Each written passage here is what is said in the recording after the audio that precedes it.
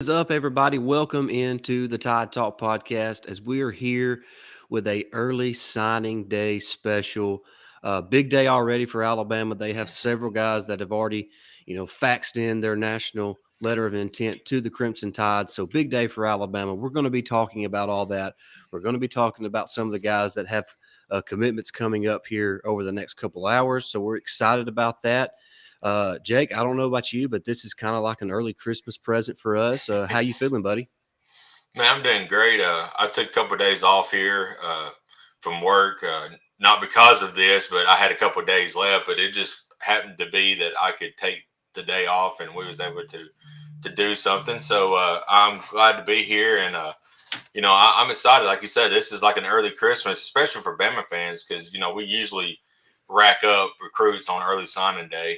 So it's just it's the next guys up, in the future for the guy, for the team. So excited to see them commit and then how they develop at Alabama. Yeah, most definitely. Really excited about that. The chat is open, guys. So if you want to jump in there, go right ahead. I'll just get it started here. Um, we're excited that you're joining us today. So feel free to jump in there at any point in time, and we'll do our best to kind of discuss what's going on. But we're excited to be here today to kind of give a live show during National Signing Day for the early signing period. So, like we mentioned, we're excited to be here. Have a guy coming up here in just a couple minutes, an in-state kid, Curtis Perry. So, Hmm. at 12 o'clock, he should be making his announcement.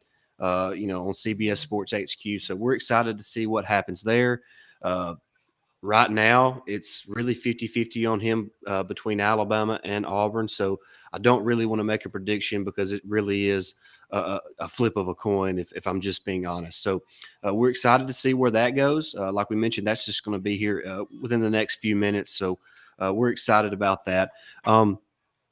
Some of the guys who have already faxed in their letters, I guess they still fax them in. I don't even know. I mean, I don't know we, we, anymore. we we may have moved past the old fax days. Of course, we remember some of the fax machine Oh, scandals and pics yeah. that's been released in the past. But some of the guys that are already, I guess on the team, you could say that have faxed in their, we're going to keep saying fax. I don't know if that's technically the way they do it still or not. But Jeremiah Alexander, the five-star edge defender from Alabama. Of course, the five-star quarterback Ty Simpson's on board. He announced yesterday that he's going to be an early enrollee and he's going to be Hmm. practicing with the team for the bowl season. So he'll be with the team as they prepare for Cincinnati and a playoff run there. Tyler Booker's on board. Sean Murphy, Jaleel Skinner, Jamarian Miller, Amari Nablack, Treikwan Faggins, Elijah Brown, Isaiah Hastings, Dane Shore. So a bunch of really quality players have already got their national letter of intent sent in. So we're excited about all those players. And like we said, uh, Curtis Perry will be announcing here within the next few minutes, and we're certainly excited about that. Big day. It really is a big day. It's a life changing decision that these young men are making. So I guess the biggest story of the day has nothing to do with Alabama, but it's the fact that the top ranked player in the country, Yeah. Travis Hunter, flipped his commitment from Florida State to Dion Sanders in Jackson State. What an incredible! I mean, it's groundbreaking. Really, that's really the only way you can put it. It's probably the start of something new in college football. Absolutely, and that's what makes early signing day so fun is you have some of these flips that you don't see coming, just like Travis Hunter today. I would never have thought the top recruit would go to Jackson State of all places. I mean, yeah, and Money that's what talks. exactly. So now you got this new NIL deal, and that's what I was wondering how the NIL was going to how's it going to change recruiting for the future? And we're already seeing it a little bit this year. Right. Yeah. It's Hmm. most definitely going to have a big impact. Yeah. We're awaiting the announcement from Curtis Perry. Uh, Jake Curtis Perry is a really good player.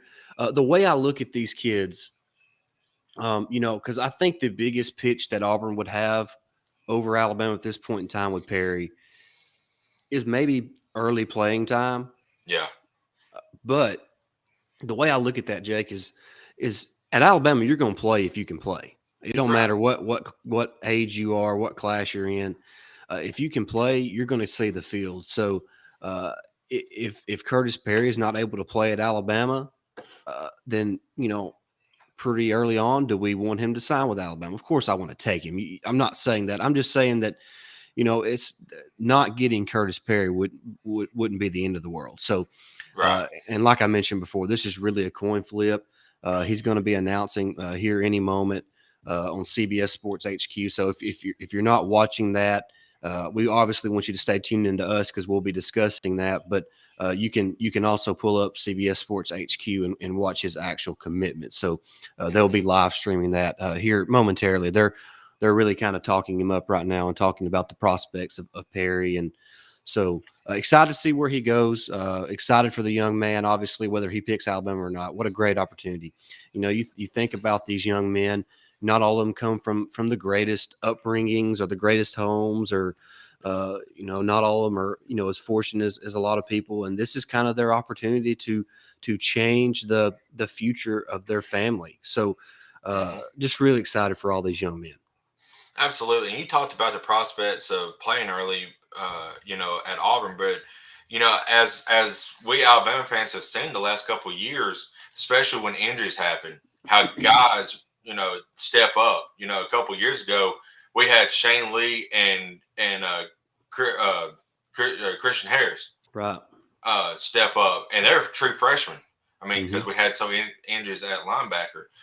This year we had Christopher Allen go down. We had Dion Sanders step up, but then he got injured. Dallas Turner emerged. So I Yep. mean, injuries happen everywhere. So and Saban's going to put the best guys on the field. So if you show commitment, you buy into the process, as they say, and you just beat out your guy that's in front of you, Saban's going to play you. So that's another thing to consider. Yeah. If you're worried about playing time in Alabama, if you play lights out in spring, you buy into the process and you beat your guy out in fall camp, then you Yeah. ought to play and you're going to play ahead of that guy. For sure. Bama Yeah, says roll tide, roll roll tide. tide. Appreciate you watching. Hmm. As we await the commitment of Curtis Perry, um, uh, I think he's around he's a top 100 prospect, so a really talented player, defensive lineman. So excited about that. But a few other guys throughout this afternoon that'll be making their announcements: Shaz Preston, Earl Little Hmm. Jr., Jahad Campbell, Anthony Lucas, Marvin Jones Jr., Anai White, Shamar James, uh, guy, let's see, Kendrick Law and Damani Jackson are not going to be making their announcements until Friday.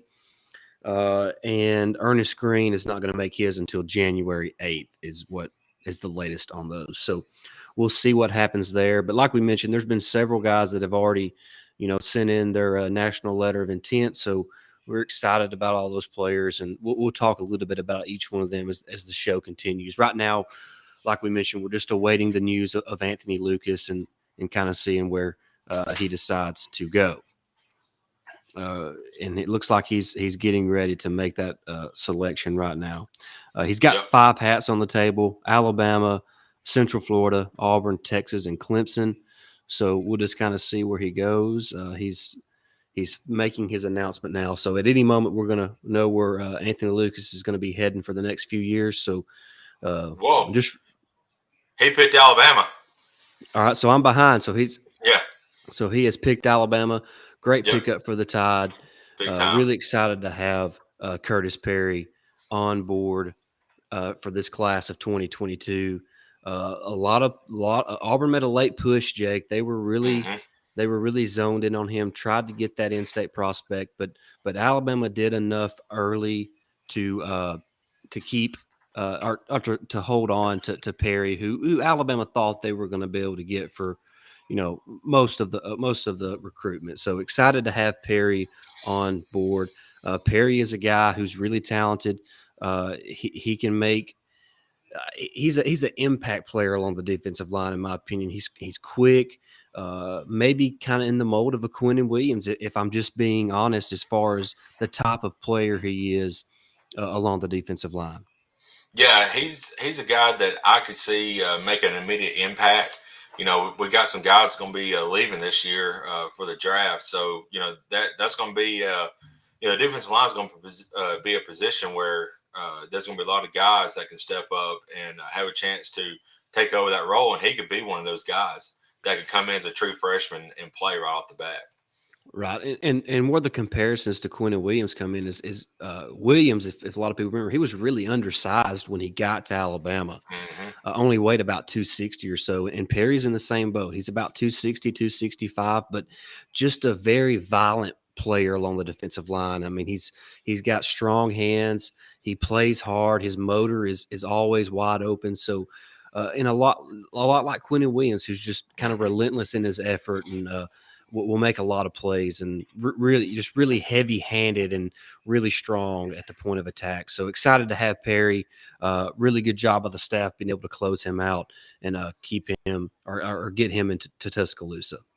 Absolutely, that's a big pickup, and hopefully, we don't think we're going to end just on Perry today. We got several others coming up, and we, like you mentioned, at the start of the show, we've got several good players already, and a lot of talent coming back in.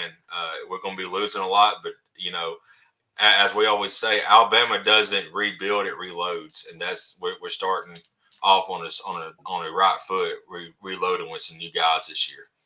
That's right. That's right. Just it's amazing the way Saban has been able to just continue this dominance on the recruiting trail. And look, I've seen a lot of people complaining that we may miss out on a handful of guys, and they Hmm. may go to Texas A&M or Georgia. Look, I think a class should be remembered by who you signed, not by who you didn't sign. Right.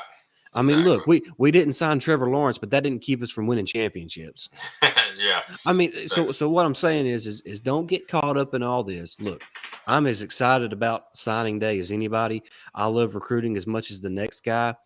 But Jake, these rankings and all this doesn't matter until you get them on campus and see what they're made of when you put them between them two white lines. Hmm. That's So right. that's when you find out what you have. The coaching staff does a great job of scouting these players and putting a premium on which players they want to go after the most. So I have all the confidence in the world because of the track record that Nick Saban has in his past 15 years at Alabama of him signing the right kids and then developing those kids into championship football players. So if we finish with the third ranked class in the country, man, I'm not worried in the least. No. Nick Saban is the GOAT. We've already, everybody's knows that. It's well established. And, you know, I've always been the one that said Saban can take a team full of 2 and 3 stars and make them champions. That's just how he is. Right. So, I mean, you know, I mean, it's Saban. I'm not, sa- I'm not s- never going to doubt Saban. well, I mean, we saw what doubting Saban did a couple weeks ago in the SEC championship game. Look, Right. and you're talking about splitting hairs between the top ranked class and the third ranked class anyway. Right. Exactly. So I don't get the there's a lot of Alabama fans, if you look at message boards, that just want to jump off a cliff because we may not sign Marvin Jones Jr., for instance, or Shamar Right. James, for instance. Or I Damani mean, Jackson. I yeah, mean, I mean, just chill out, guys, chill out. right. and And and something else to keep in mind is the transfer portal is still going to be available. and there's a bunch of talent in that transfer portal right now. Yep. I mean, a bunch. Well, and to your point about you mentioned Damani Jackson, who's going to hold off until Friday, which is all signs are pointing to USC. But Right. if it was 100% USC, why is he waiting until Friday? Exactly. I mean, I still think that there's a chance that Alabama has made him think enough that it's a little harder decision than just I'm going to USC because they held on to the defensive backs coach. So uh, I think that might be a little closer than what a lot of people think. I still think he picks USC, but Mhm. like you mentioned, if he doesn't go to Alabama, uh, you know, Eli Ricks may be in the transfer portal, and if Mhm. he doesn't follow his defensive backs coach from LSU to Florida, Mhm. whose name is slipping me right now, I think Raymond's his last name. Yeah. Um, look, Alabama could get him. Who would Yeah, you rather have tomorrow? Eli Ricks or Damani Jackson? right. Ritz is Ex- established, exactly. you know, Exactly. and I mean these guys are 4 and 5 star players, but not every 4 and 5 star player, makes it in college football. No You doubt. know, No doubt. they can fall flat on their face because they can't handle the pressures. They can't handle, juggling football with school, and you have all that happen. So, if you have an established guy like Ritz, you I would take the experience over the big time recruit. Just in my personal opinion. I'm with you 100% on that. So, Let's but see here. I'm trying to. If you're watching, guys, just bear with us. We'll be obviously looking at our phones and other tablets and everything else, trying to make sure we don't miss any updates or any breaking news type situations. So uh, just bear with us on that. But uh, I'm excited about this class. I know, like I mentioned, there's a lot of people on message boards that are just kind of Debbie Downers, I guess, yeah, and are just never satisfied. It's probably the same people who thought the world was coming to an end when Alabama lost to Texas A&M, and they played a little inconsistent throughout the year. It's probably those same fans, but nevertheless, I have all the confidence in the world, like we mentioned, in Nick Saban. So uh, absolutely. And I just want to make this point real quick. You may or may not agree with it, but you know, even through our tough times with the mites as we call it, yeah, we may not been having great. We had a couple good guys. That we got as commits, but we was still even under my shield, we still won 10 games one year. it's You know, crazy. it is. And I mean, I don't. Did he have a top 10 class at when he was at Alabama? Not that I recall. Exactly. So I mean, and Saban, he's the name. He's going to get the big time guys. So just calm down. We talked about before Alabama's history. Their program history can sell itself. Hmm. But having Saban there also helps big time. But when you had the Mox there, it that program history helped bring in some of those big time recruits that we had, like Andre Smith and D'Amico Ryan's, guys like that. Yeah. Um, let's start taking a look at some of these guys that have already sent in their letter of intent to sign with Alabama. Uh, I think Elijah Pritchett got the day started for Alabama, the Mm, four-star offensive tackle.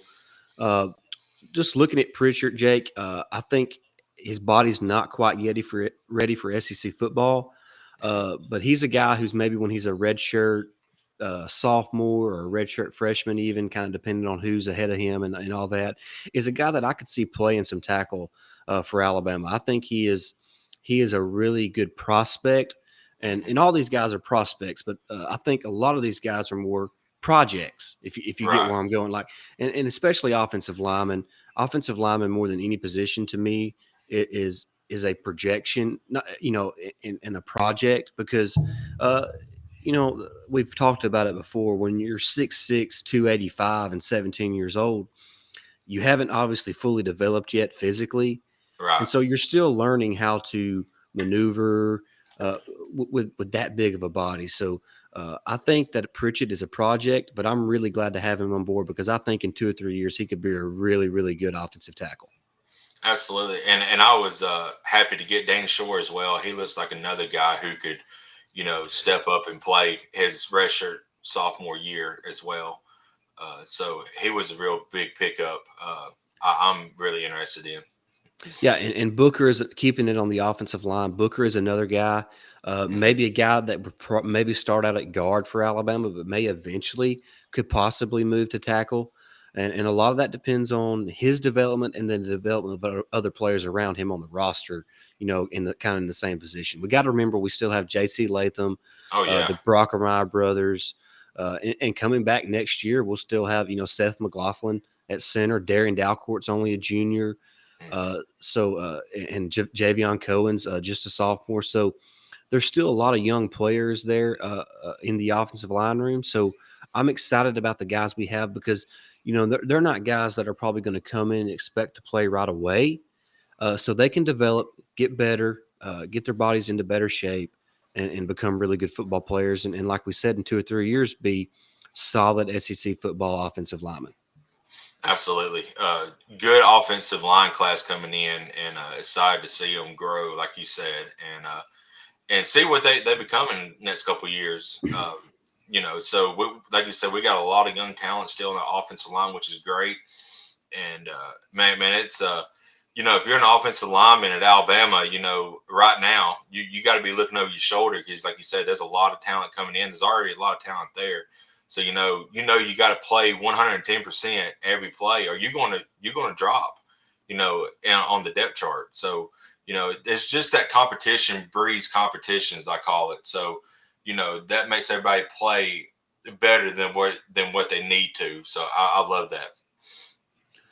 Yeah, for sure. Let's look at some of these other players, Jake. Mm-hmm. Let's start with a guy who I think is maybe one of the most underrated players in this class, especially athletically. That's Jake Pope, the safety from Buford, Georgia. Yeah. Jake, I love watching that kid play. I Mm-hmm. love watching that kid play. He loves football. You can He tell does. that football is what he loves, and I'm excited to have this guy on board. I know he's not the highest rated guy, but I think he's underrated athletically. I think he's a lot better than what people think. Yeah, he looks like he's he could be a big time player in a couple years for Alabama on that defensive back side. And like you said, he loves football. I watched some film on him. He looks like he's a ball hawk. He knows what the ball is at all the Right. time. So and he we always talk about the heat seeking missiles. He could be the next guy, be a heat seeking missile for us that can find the ball where it's at and make a big play. So I'm excited to see him, get him on campus and watch him grow. Yeah, for sure. And another guy there in the defensive backfield that's already sent in his letter is in-state kid Treikwan Faggins. Another kid, long, athletic. A couple years ago, didn't post the best 40 time in the 4.7 range, which isn't the fastest for a defensive back. But Jack, I think he plays faster than that. I think his game speed is better than that. So I really like this kid because of his upside. I think he has tremendous upside with that great length and athleticism. Yeah, he's gonna be another one to watch. He, like I said, he does play a little bit faster on the field. His awareness is really great, and I believe he's gonna make an impact when his time's called. So be looking for him in a couple years, and he's gonna be really good one. I do believe. Let's look here. Let's just stick with the defensive side of the ball while we're there. Defensive lineman that's already sent in his letter of intent is Isaiah Hastings. Mm-hmm. He is a Canadian, I believe, originally. Mm-hmm. So we've been going there for, of course, Mechie's from all over the world, but Yeah. but of course, basketball they've had some success with some Canadian players. So now the football team looks to be going that way. But he's a really good player. Another project, so to speak. So I like this class, Jake, because there's so many. If you think about this team right now for Alabama, there's a lot of young guys that are going to be back. Yeah. I mean, Yeah. and and like our two best players are going to be back next year. Mm-hmm. Uh, Yeah. then maybe some positions that you're looking at is maybe trying to replace Jamison Williams. Maybe John Mechie goes. Mm-hmm. But the class we brought in last year is phenomenal. Yeah. We still have Trayshawn Holden, Ja'Cory Brooks, JoJo Earl, Ajay Hall if he can keep his act together. Yeah. So there's a lot of talent there. And then you look at this class that they're going to bring in, this group. They're all kind of smaller guys, 5'10", 180, but Mm-hmm. super athletic. My favorite of the bunch is Kobe Prentice, Jake. I think Yeah. he is one of the most electrifying players in this class, and I'm super excited about him. An in-state kid who really shot up the rankings thanks to his great senior season. So he is a guy that I'm excited about. But if you look, like we mentioned, there's a few guys that are going to be back along the offensive line. Bryce Young is back. We have plenty of experience coming back in the backfield, even with losing Brian Robinson. Mm-hmm. Tight end situation is kind of up in the air, but we got three great tight end signees in Elijah Brown, Amari Nablack, and Jaleel Skinner, all fantastic football players. Of course, Robbie Oots is a freshman who was playing some this year up until he got injured, and he will be out for the remainder of the season. But a lot of talent at those positions. So I look at this class, Jake, and I'm not seeing – and maybe I'm missing somebody just off the top of my head as we did this live, but I'm not seeing a position where we're like, yeah, we got to have a freshman come in and make an instant impact. No, I don't say that either. I mean, this is supposedly a down year for Alabama. I mean, because we're so young, Right.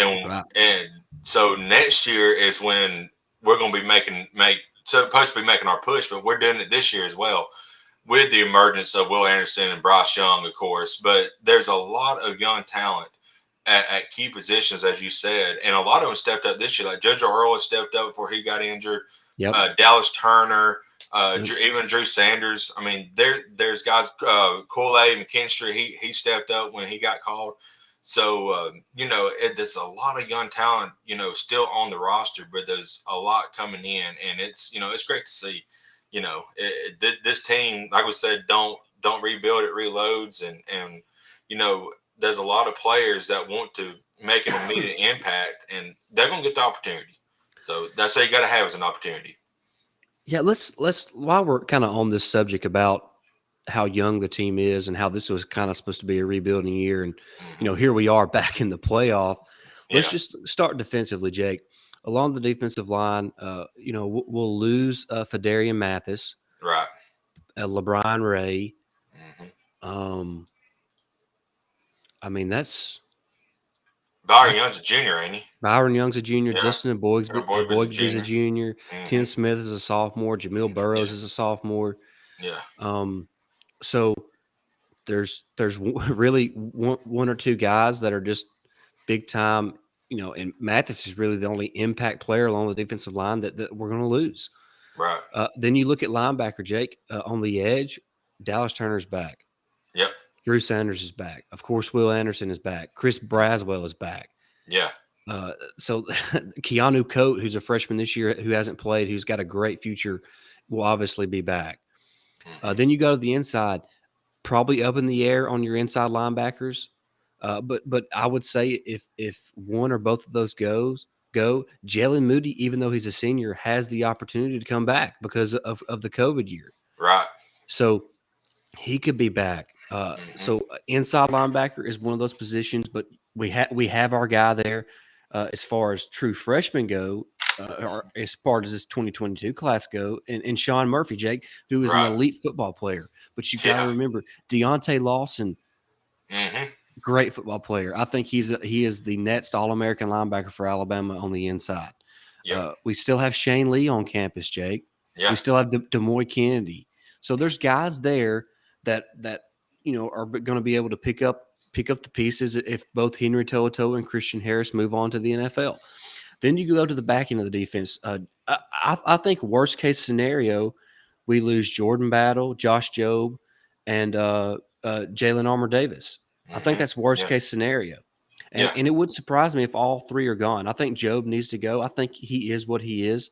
He's probably going to be a day two big pick just because of his athleticism. I mean, he's 6'1", 190. He's probably going to run a 4.4. He plays the run really physical. Sure, he doesn't play the ball great, but Jake, NFL teams are going to fall in love with how he tests at the combine. Yeah. So I think he's going to be a day two pick. Jalen Armour Davis was a shutdown corner for Alabama this year who did not receive any love. He could be a day two pick as well. Jordan Battle has climbed up the draft boards this season, especially over how he played the last 6 games of the year, Jake. He's as good as a safety as there is in college football.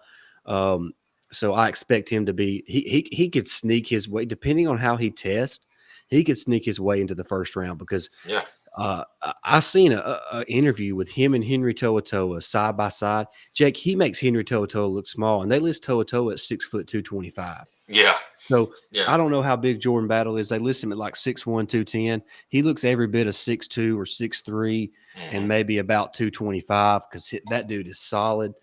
Depending on what he runs in the 40-yard dash, he could be a day one pick, but he's a day two pick at worst. So I think all three of those guys are gone. And you're like, oh, God, what are we going to do? Well, Kool-Aid has played. Yep. Kyrie Jackson's probably going to play this throughout the playoff. We still have Malachi Moore in the back end. Brian Branch. DeMarco Hellens will be back. We have guys like Terry Arnold, who's a true freshman 5-star, who hasn't played much this year simply because we haven't needed him. And he's also been working at safety and corner. So he's learning multiple positions for this Alabama defense, but he is an elite talent who I think most Alabama fans are going to be really excited about once he starts to see the field. Is Daniel Ryder Jr., is he a senior? He's a 12th year senior. Yeah. I was going to say, I didn't know if he'd be back, but I mean, he has played a lot better here in the last couple of games. So, he may be a 6th or 7th round pick. So, it seems like, our secondary coming in the year is probably we thought would be our strong point. This coming up year, there's still a lot of talent there. It may be the weak point, and not weak, but it's going to be a lot of new faces there. And we talk about this all the time, how and I see that Bama Fanatic has put in the chat, Roll Tide, Roll. Yeah, Roll Tide, buddy. Appreciate you watching.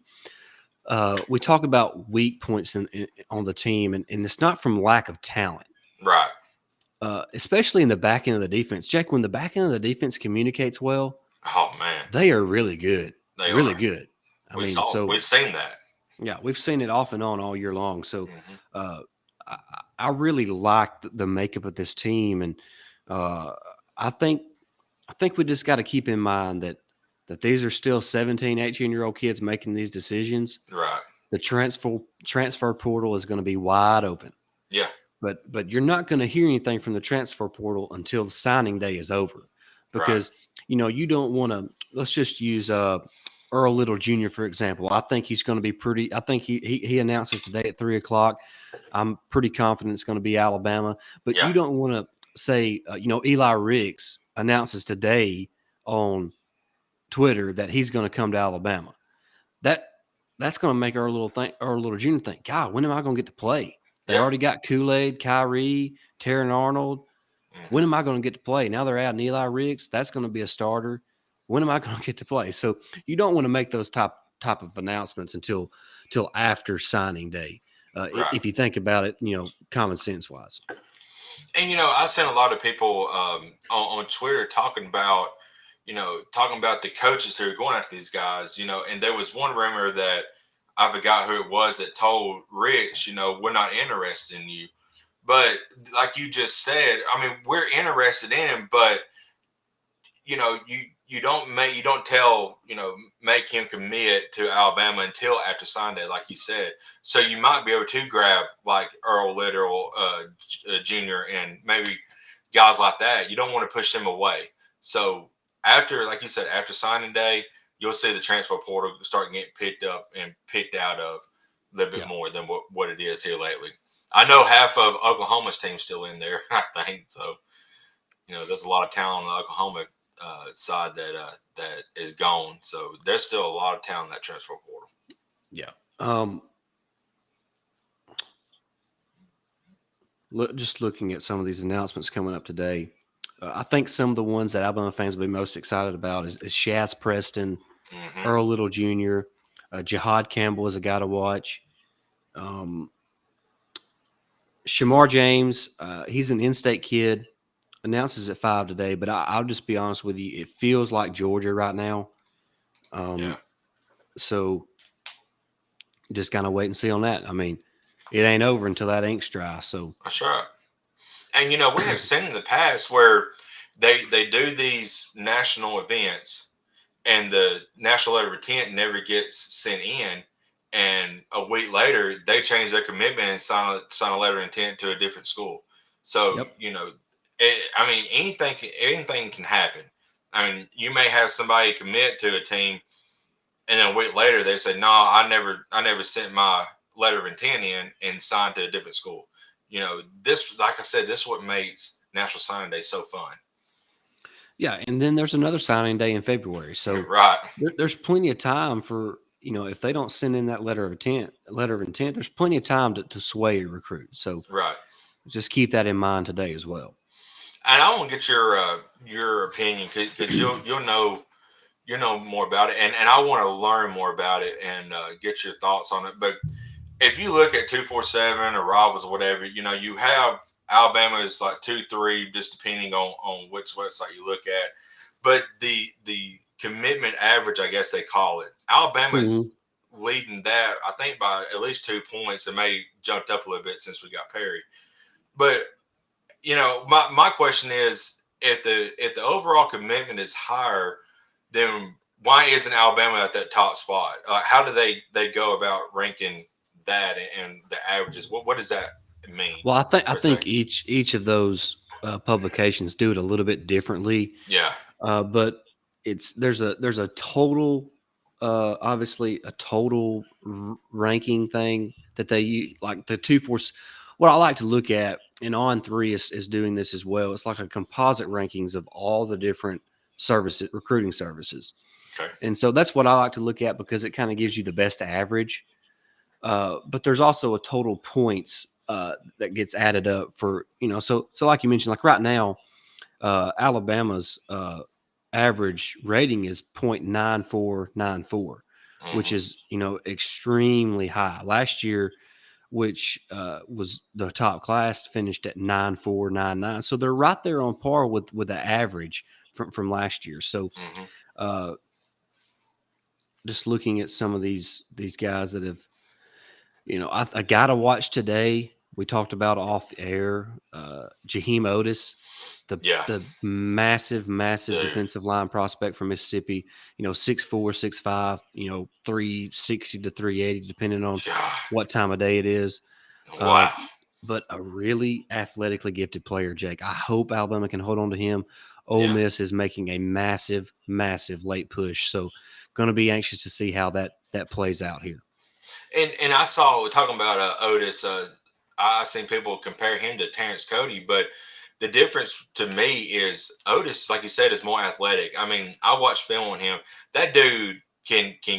I mean, the snap of the ball, he's already in the backfield. I mean, he has a quick first step, and with a guy that size, I mean, he's ungodly. It's crazy on how gifted he is. So I hope Alabama can hang on to him. And I like you said, Ole Miss. I've been saying they've been making a late push. I think he was on their campus either last weekend or the weekend before, but he also has been to Alabama here lately. So I'm hoping our guys can hold on to him because he'd be another big pickup. When is he announced? I didn't see it. His announcement time. I'm not sure. I will start to look here. Yeah, I didn't see it earlier. I wasn't sure when he was planning. But We'll look at that here. See if I yeah, can bring it up. I keep refreshing everything just to make sure there's nothing that's been. I don't see a time, Jake. Um, Hmm.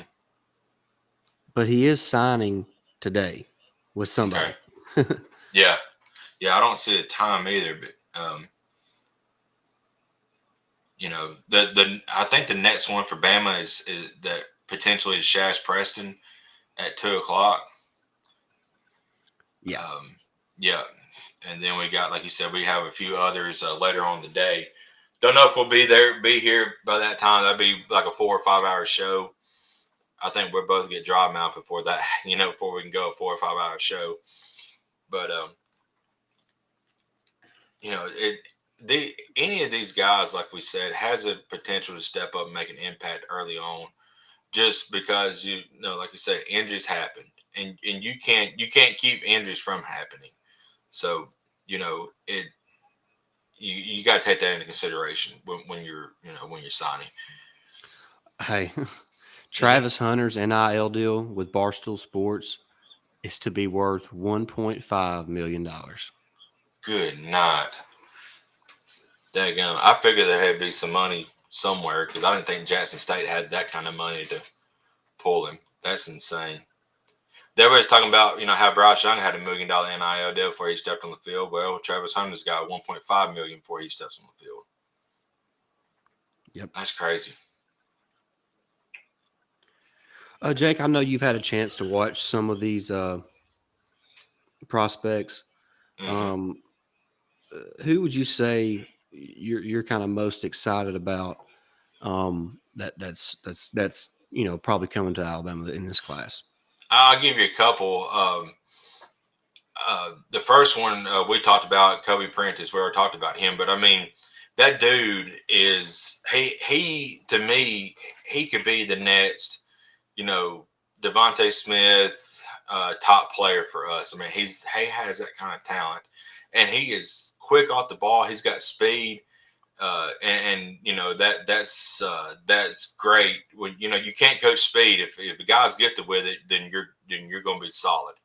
Another guy, tight end, Elijah Brown. He looks really really good. I've seen a little bit of him. He's a big guy, and from the film I saw, if the ball is thrown near him, he's going to catch it. He's got really good hands, and we have really talented tight ends there now, but issues have been drops for this team this year at tight end. So he could come in, and if his name is called, he's going to make a big play, I believe. Hey, Go ahead. Sorry to cut you off. Otis is actually already sending his is what I'm reading here that he is already sending. Yeah, nice. That's huge to keep him. To keep, like I said, Ole Miss made a strong push there at the end. This is according to Touchdown Alabama magazine. So, okay. If somebody's telling a lie, it's them, not me. Right. Yeah.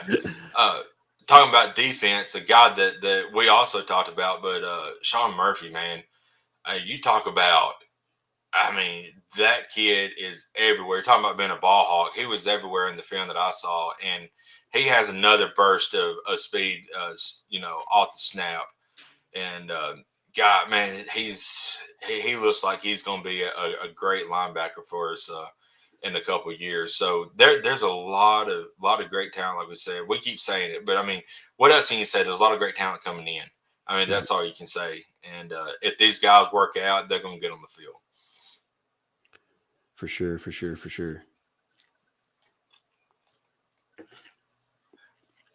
Boy, keeping Otis is huge, I think. If it's true. For those in the chat, let us know if you've seen a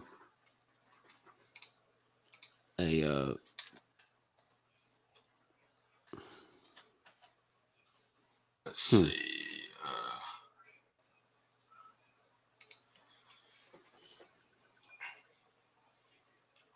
I mean, 247 Sports still has him committed to Alabama. I don't see anything about signing a LOI. That's what's weird to me. I'm yeah.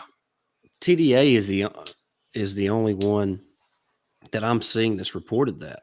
Right. And within the last about 4 months, he's been actually the last about 5 or 6 months, he's been on campus at Ole Miss 3 times. So yeah. So he they was making a late push for him. So if we was able to snag him, they said that he had 68 tackles, 18 tackles for loss, and 4 sacks in 2020. And I agree with this. He needs to keep his body weight and conditioning in check going forward, which I believe he can handle. Especially at Alabama and that program that they have with Matt Rhea and David Ballou. So, yeah, this is. Well, I hope the guys at Touchdown Alabama is correct. Yeah. Anybody in the chat, if y'all have seen a confirmation either way on Otis, just don't hesitate to put that in there. The chat is open for any questions, comments, concerns. We just wanted to do this signing day special to kind of talk about all these prospects and we're just excited about this class, and it's a lot of fun to talk about Alabama football. Yeah. And it says, I see where you saw that at. It said that he signed it last night, or Yeah, that's yeah, or I'm yeah. No, well, it says Wednesday. He signed him it to, said 4 hours ago is what it said yeah. today. But But I figured that would have been, that would have been breaking news. I mean, what was he? Is he a 4 or 5-star guy? he's a 4-star. Yeah, Yeah. So I don't know. I don't know. That's just kind of weird that it went under the radar. it hasn't been announced by Alabama yet. But No. I don't know how many they've received. So, Right. Let me get on Twitter and check. well, I just looked at there. He hasn't been announced there yet. Okay. But Okay. they haven't announced all of them. Okay. Yeah, there's so many coming in that it's kind of hard to get them all at one time.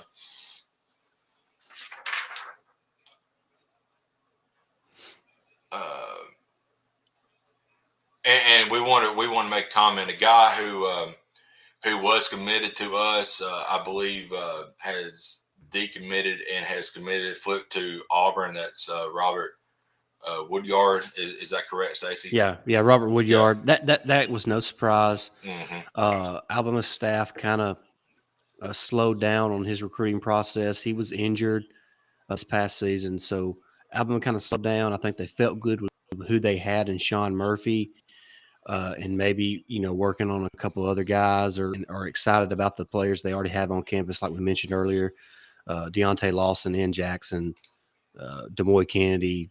So I think the staff kind of held the reins a little bit on him, and he flipped to Auburn, which was no surprise.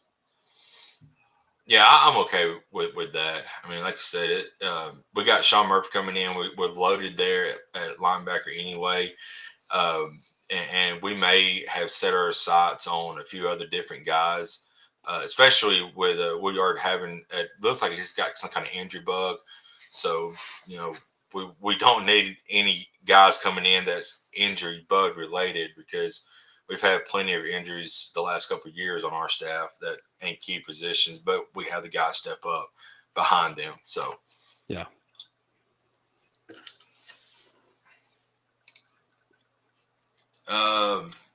Just a notable name coming up here at 1. I don't think it's any ties related to Alabama.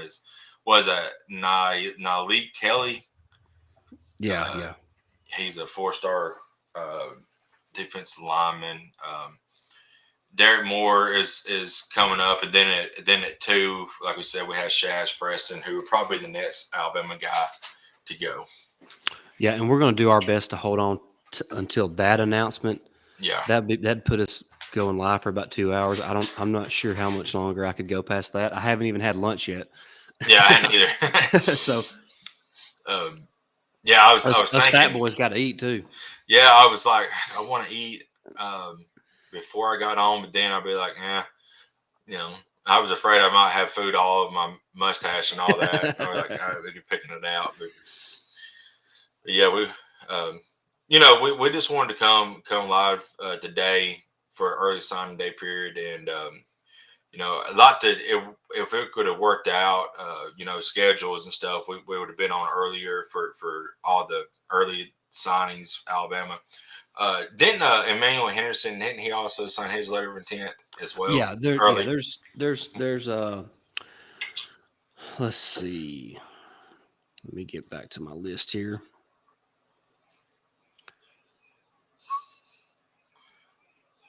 And while you're pulling that up, you're talking about next year's squad, talking about the running back room. I mean, we have Roydell and McClellan coming back. Trey Sanders will be back, and Kamar Wheaton hadn't even seen the field because of his injury.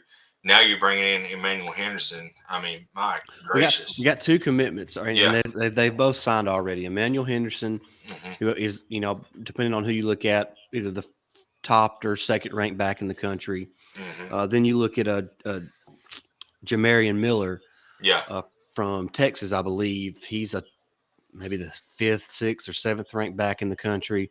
So 2 solid guys there, and then another guy, like I mentioned, from the transfer portal, Jameer Gibbs from Georgia Tech. Yes. He was a second-team AP All-American as an all-purpose player. I want to say he had around 700 yards rushing for Georgia Tech this past season, and around 500 yards receiving. So a guy that can play, in space and make plays in different ways. He's a guy who I'm being told will transfer to Alabama. Yeah, that would be a big pickup. Do you foresee any of these guys making a position change since they're so loaded at several different positions? Not really, because Hmm. now I'll say this: Emmanuel Henderson, he's got that athleticism and that frame to be like a safety or defensive back. Hmm. So that could be an option, but he's also a playmaker with the ball in his hands. So Right. I think just kind of wait and see there. But I mean, we've seen what a lack of depth at running back can mean for your team just this season. I mean, you never Oh know yeah. how many guys you're going to have injured. So Yeah. I don't foresee it. Maybe Henderson gets that opportunity. We'll just kind of have to wait and see. Yeah.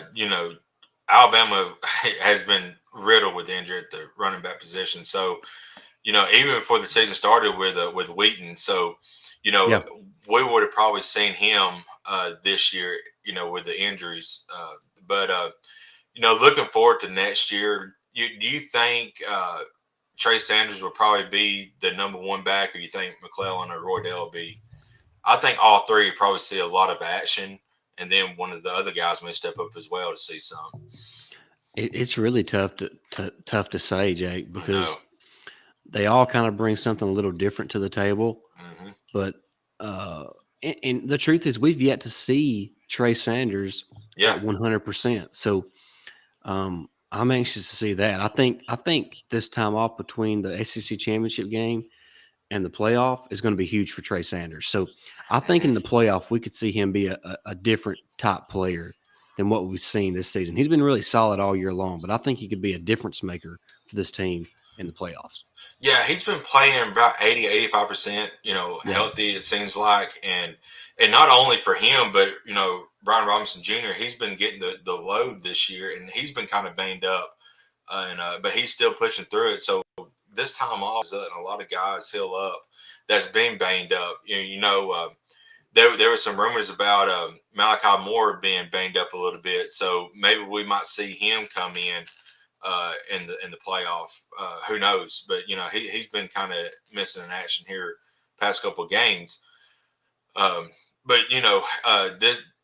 this off time, is great to get some guys healthy. Good time for Christmas. Get to see your family and enjoy some time with them. But once Christmas is over with, it's back to to working hard and getting ready for Cincinnati. Yep. Um,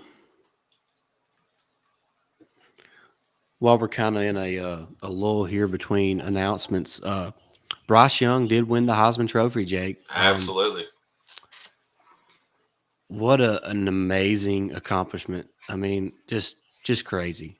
Just first Alabama quarterback ever, 4 Heisman winners in the last 12 years or so Hmm. from 3 different positions. Just it's insane, man. It's crazy what Nick Saban's been able to accomplish, and what a way for Alabama to be represented.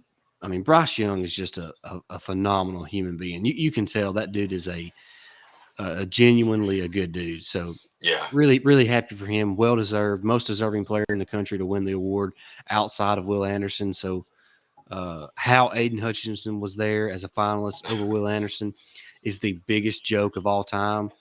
But Hmm. that's kind of a rant for another day.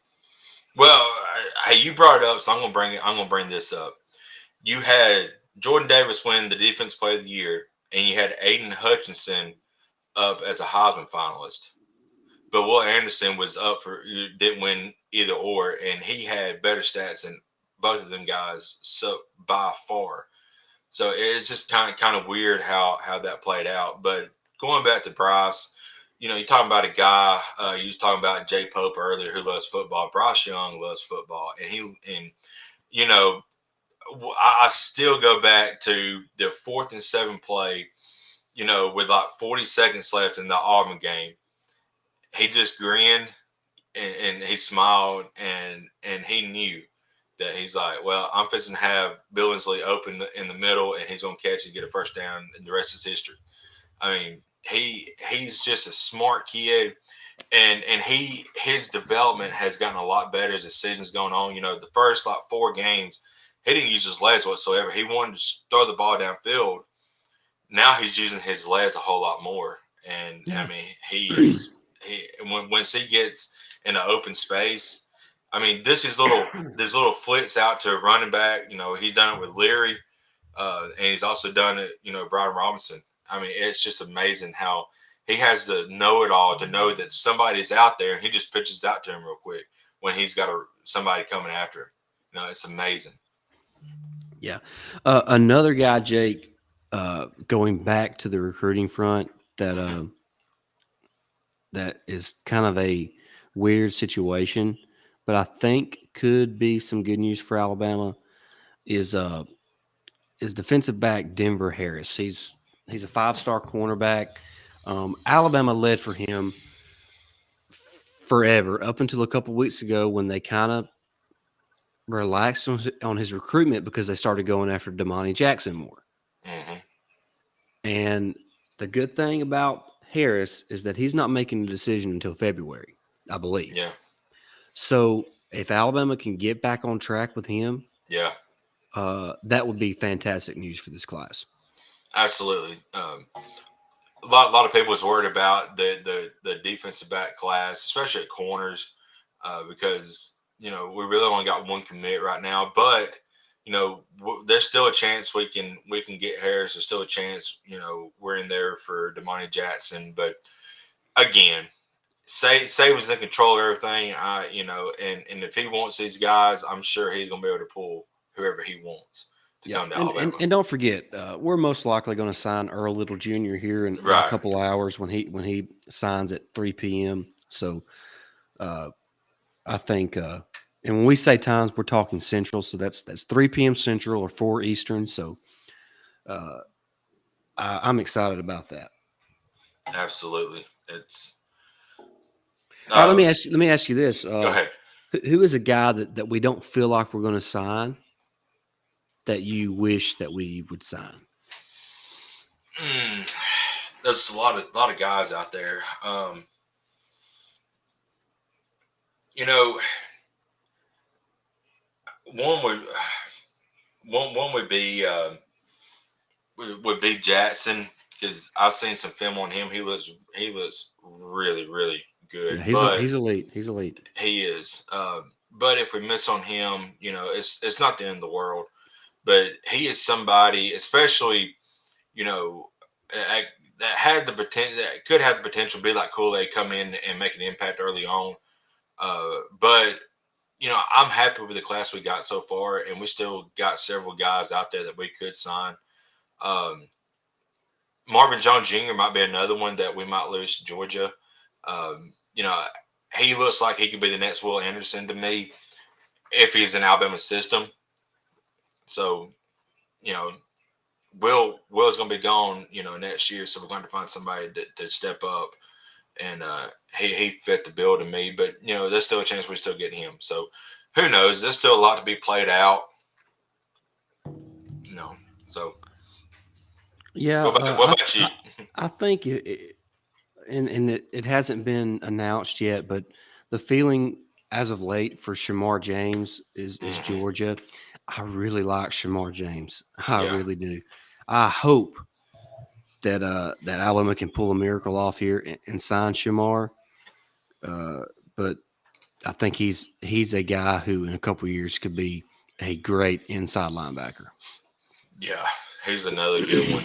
Um, And you talked about Marvin Jones Jr. hmm. Uh, Jahad Campbell, same position, Yeah. uh, eerily similar players, but Hmm. it's really up in the air with Jahad too. There's a few schools that he could pick. Right. So there's a chance we could lose both. There's a chance we could get both. So a lot to be played out by the end of the day. Nothing is set in stone about Jahim Otis. There's that one article saying that he has signed his letter of intent, but if something does happen and it comes out not to be true, and he does commit to Ole Miss, that's another guy I'd hate to lose, because I mean, I mean, that kid, he's going to be tough to block if he ain't on your team in the next 4 years. You ain't kidding. I mean,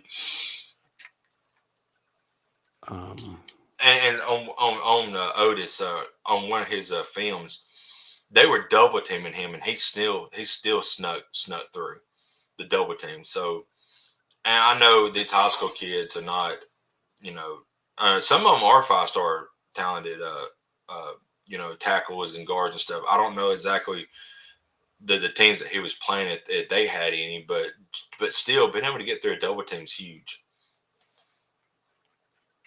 Yep.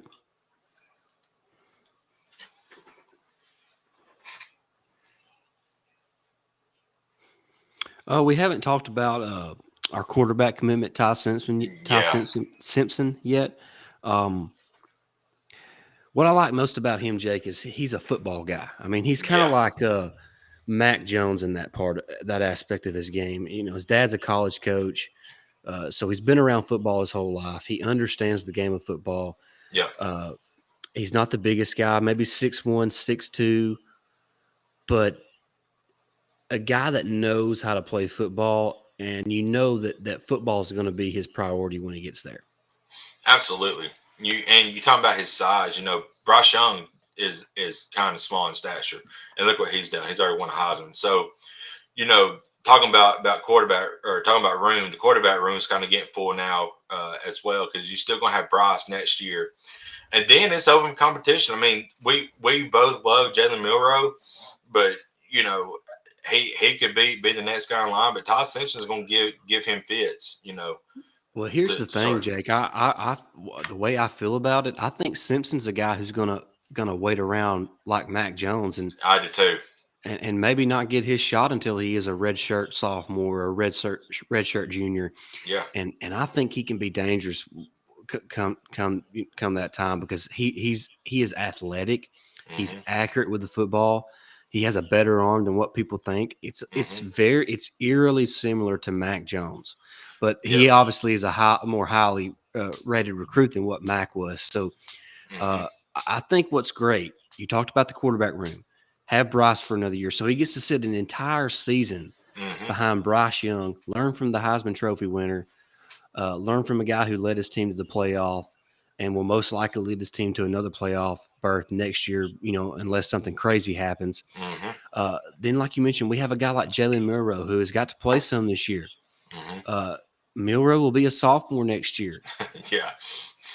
So Milroe he'll be a true junior by the time he gets to start if he beats out Ty Simpson. So at most, we're going to get 2 years of Jalen Milroe as the starter at most. Yeah, absolutely. So, who knows? If Milroe is elite that one junior season, he could be like Mac Jones and he's gone. Right.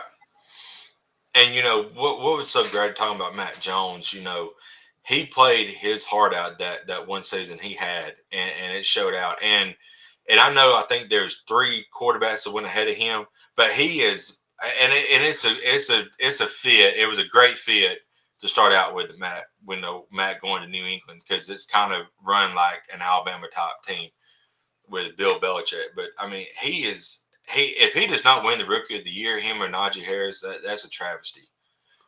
I think Matt's leading that right now. Yeah, I do too. I'm going to say this about Mac. And we talked about it, I believe, leading up to the draft, Jake. But there's one thing that Mac had over every one of those other prospects, even Trevor Lawrence. He is deadly accurate with the football, Jake. And that is something you cannot coach. No. That's something that you really can't improve anybody on. Nope. You are either accurate or not. Right. He is the most consistently accurate quarterback in that class. Yeah, absolutely. So I know everybody falls in love with Trevor Lawrence because he's 6'6" and can run fast and has a big-time arm. Everybody loves Trey Lance because he was just a playmaker. Everybody loved Justin Fields because, he's a big guy who can throw the football, who's athletic. But, Jake, what's the most important thing a quarterback can do? Throw the ball accurately. I've never understood all these guys, all these draft experts that get so excited about the other things that quarterbacks do, like run well, when the most important job that he's going to do in the NFL is throw accurate passes because the windows are this tight. Right. So there was not a better accurate, a more accurate thrower in last year's class than Mac Jones. Absolutely. And he was deadly accurate with his deep ball. His short pass is very accurate as well. And and talking about accuracy, I'm gonna go back to Bryce Young. His accuracy has gotten a lot better deep ball wise as the years gone on too. He was kind of missing some guys pretty bad beginning of the year, but now he's got it honed in, and he's gonna be what's fun, and we talked about this before, but Alabama could have the number 1 pick and the number 2 pick in next year's draft. Yeah. I mean, and either one of them can go either or. I mean, you could pick Matt first and pick Williamson first. That's just my personal opinion. Yeah. Well, we keep saying next year's draft. It's really the draft in 2023. Right. Yeah. Not 2022. Right. But I think people watching understand what you're saying. Mm-hmm. Well, we're less than an hour away from Shaz Preston's decision, the great wide receiver prospect from Louisiana. So excited to see how that plays out. A lot to talk about still here on our signing day special. So make sure that you are still tuning in. We're going to be live up until Shaz officially announces where he's going to be playing college football. So make sure you are tuned in for that. Real quick, if you're not subscribed to our channel already, hit the subscribe button. Hit the notification bell. Give us a thumbs up. Jump in the chat. It is open. We'll be more than happy to talk with you there and interact with you there. So make sure you do jump in the chat. So, but real quick, Jake and myself, we're going to take a quick timeout. Bathroom break time. We've been going for over an hour. We're going to take a quick break. Don't go anywhere. We'll be right back.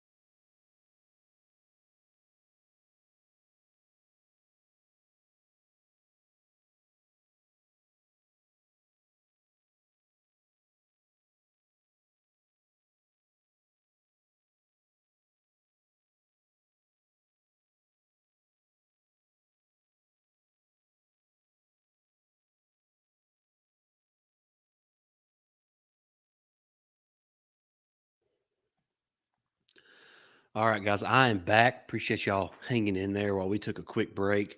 As we wait on Jake, just want to thank everybody that's been watching. Really appreciate that. Hope you're subscribed to the channel already. If you're not, make sure you hit that subscribe button. It really helps us out when you do that. We've been on a brief pause from the podcast platform because we are moving from the Believe Podcast Network, going back on our own. But we're going to be kind of working hand in hand with the Y'all's Conference Network. So we're glad to be partnering with them on that. But we're going to be an independent podcast again as we move away from Believe. But so our podcast RSS feed has not been live for the last couple weeks. We hope to have that back maybe this week or next week. And as soon as we do, we'll let y'all know. But like we mentioned, we've had a brief pause from the podcast form. That's why you need to make sure you're subscribed to the YouTube channel so you don't miss any of the content that we have here at the Tide Talk podcast. So we hope to have the podcast back going, or the podcast form back going here over the next week or two. Most likely by the beginning of the new year, we'll be good to go there. So we certainly appreciate that. And like I mentioned, if you haven't already, make sure you do hit that subscribe button on YouTube. Jump in the comment section. The chat is open right now as far as the live chat. So jump in there if you're watching. Let us know your thoughts on this class, who you're excited about, who you wish we could sign but haven't signed. I guess your wish list is how I could put it. But we're excited about this class. We've been talking about it for well over an hour now. And we're going to be here with you for another hour or so. And we're just excited to be doing this. Hopefully next year we'll kind of have a better production of this. Hopefully we each can get off again from work for the entire day and kind of have a big production for the early signing period. So, but we do appreciate those who have been tuning in this entire broadcast. We're excited to be doing this. It's a lot of fun. Appreciate everybody watching. Jake, now that you are back, it looks like you've got you a snack. I don't blame you. My stomach is over here growling. But I'm going to weather through it. I'm going to be a trooper. I did go away from the water. Got me. They're not. We the official sponsor of the Tide Talk podcast, Dr. Pepper. Hopefully one day that'd be great. I got one of those. I got my moonshine. No, I'm just kidding. This is water. But no, we're glad to be here, guys. Appreciate y'all watching. Jake, I was letting everybody know that we haven't been on podcast platform, and what that reason has been. We're going back to being independent podcasters away from the podcast network for no reason other than just wanting to be out on our own again. Believe was great to us. No complaints there. Just wanted to get back on our own because there were certain limitations as far as what Believe did with us. But we had a great time with Believe. They're great people to work with. So, yes. But I told them that we're going to be working hand in hand with the Y'all's Conference Network. With Stephen Willis, Corey Burton, all those guys over there. So, of course, Jake already does a show with those guys. And then hopefully you might be seeing Jake and myself on another show for the Y'all's Conference Network coming up. So just stay tuned for that. Yeah. Back, I think it was right before football season, Steven, I did a preview show on Steven's podcast. It was the Palmcast, as he called it. Previewing the Alabama team for the year. And then a few days later, he approached me about doing a show on his network, and I did that. Then I got in on the SEC After Dark, which he produces with Corey and Jeb, and then I got added into that lineup. And then us four, those guys, we decided to create our own conference network, and that's the Y'all's Conference Network. And we have been echoing, as if you follow us here on YouTube, you see all the different streams of different people. The Believe in the Georgia Dogs, the DGD podcast. There's several others.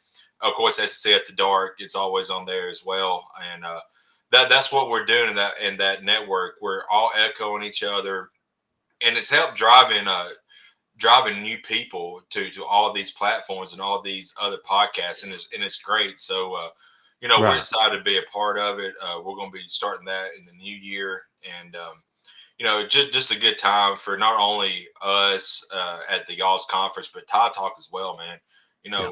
We've been doing this. Gosh, we're coming up on year 4 now. I think August will be the fourth.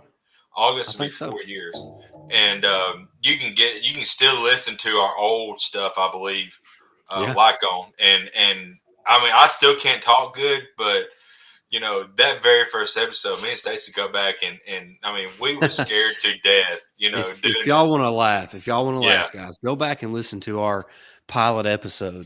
Yes. Um, I mean, I've had some corny stuff. I called, and I ought to be crucified for this, but I called Montana Fouts, our queen.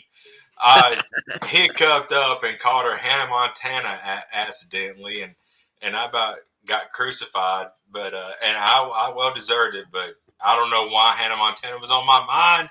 I've not watched that show since I was like 10, so and I'm 30 now, so I don't know what the crap happened, but it just a Floridian slip as they called it, and I'm but two country boys doing this, I never yeah. thought it would be as Well, big as we are, and it's great. We're happy to be here. yeah. This has really exceeded both of our expectations when we first started this. We and we still do it for this reason. But the reason we started it was just because we love talking about Alabama football, and Hmm. that's still the main reason. But a reason that we've continued to do it is because of the success of the show.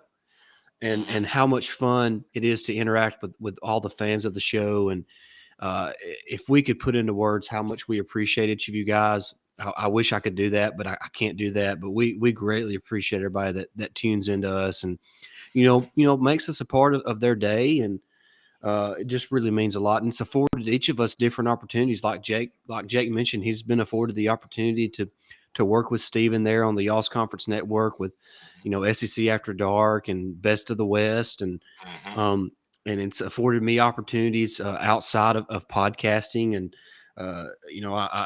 I write now for Roll Tide Wire, which is a part of the USA Today network. So, Yeah. just it's afforded us great opportunities. And who would have thought that it would have gotten to this point, just a couple years ago when we, like Jake mentioned, just a couple country boys from North Alabama started an Alabama podcast. But here we are, and it's really mostly because of you guys. And Yeah. we really appreciate everybody that makes Tide Talk podcast a part of their life. Yeah, and we started out talking about Alabama football because that is king around here, and we both love our Crimson Tide football. But we also talk about the other sports as well. I mean, we talk about the basketball team and their success under Nate Oates. I know they kind of struggled last night, but I kind of seen that forthcoming just because. But I mean, we had a 3-game stretch there where we play Gonzaga and Houston, two top four or Final Four participants, and Yeah, Alabama beat both of them. So, I mean, if you're upset about this Memphis loss, don't be, because the team's fine, yeah, and Nate Oates is a great coach, and he's going to get them on the right track leading up into the SEC play. Really excited about that. We're going to have a lot of episodes coming up about that. But, like I said, football is king around here, and that's what we mainly talk about. But, we touch on the baseball team. Brad Bohannon's done an amazing job with that group. Patrick Murphy still leading the softball team, and they're always, in the College World Series, it seems like, or fighting for it. So, we always say it's a great time to be a Bama fan, and it's true. But we love talking about all Alabama sports. So, and that's what drives us. I don't know if we could have started a podcast back in the mock years, because I don't know, I'd have been miserable, and I don't know, it wouldn't be that much fun to talk about. But Was there even such thing as podcast then? I probably not. I mean, I guess we're showing our age a little bit, but Yeah. yeah, we got into a good network now. Leave was an amazing. They're great as well, but we felt like just because I was already a part of it, and the Yeah. trends and they're on the up and up. Y'all's conference is, so it was a good time to jump on board. And those guys, Steven, Corey, all the guys over there have been responded well to it. So we're very excited about it. Yeah, they're great dudes. Hmm. Corey loves his Bulldogs, and Steven loves his Ole Miss. Well, they're not Rebels anymore; the Land Sharks. So That's so weird. I know I don't I political think there's I, correctness. I think they're still the rebels. I just don't think they can have the mascot of a rebel. Yeah, I think you're right about that, which is weird. I don't know why. Anyway, Yeah, we could talk all day about that. yeah. Hey, guys, if you're watching now, we still show to have several people watching. Thank First you. of all, uh, my dog is apparently it's potty break time for him, so I'm going to let him out and let Jake take over for just a few minutes while I do that, and he'll guide the show for the next couple minutes. Oh boy. um, Appreciate all you guys joining us. We're really excited to be doing this today. But yeah, so far Alabama's got a lot of good recruits committed and have signed their letter of intent. Hearing about roughly about 40 minutes or so, 40, 45, Shaz Preston been the next guy up. We really feel like he's going to sign with Alabama. But man, it's been a great day so far. And another guy when we talked about him, Sean Murphy looks like he's gonna be a stud. We're still waiting on word on the Jahim Otis. Um, there's a report out. Excuse me. There's a report out that he has signed his letter of intent to Alabama, but there was only one report on that, so I'm not 100% sure if that is true or not. Um, but Stacey's already back. That was a quick potty break. Yeah. Well, you got that What big did you? fenced in yard, so you can just let him out, let him roam free for a while. Yep. He ain't been trying to dig any holes. Has he tried to get out? No, Has he? no, Okay, no. good, good, He's pretty good dog. good. I got mine in here with me now. She's just looking up at me like, because she was actually napping when I come in here, so she's probably upset that I woke her up. Now she's wanting me to go back in there. But oh, I shut the door too far. Go ahead, go on out. But yeah, I was just reiterating that we've already had a lot of good signees. We're still on had that one report of Jahim Otis signing his letter of intent, so we're not 100% sure if that's true or not. Um, but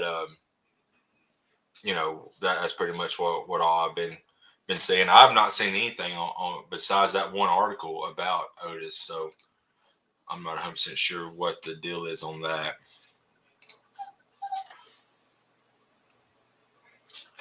Looks like Malik Kelly, he was supposed to commit here at 1. He still is not committed yet. I don't know what the holdup is on that. Um, but looks like I said, Shaz Preston will be the next guy for us, and then after that, guys, we'll probably wrap up. Um, you know, I'm getting a little dry mouth over here. Got my water to feel me, help a little bit. I try to drink about 2 or 3 of these a day. It's a 30 ounce, so at night I don't get no sleep anymore because I'm up all night. So, but water's really good. I pretty much changed my diet in a little bit. All I do is drink water now and drink black coffee. So I may drink a glass or two of half and half tea at lunch, and that's it. I'm water the rest of the time. So. Just kind of projecting the class rankings. Um, Mm-hmm.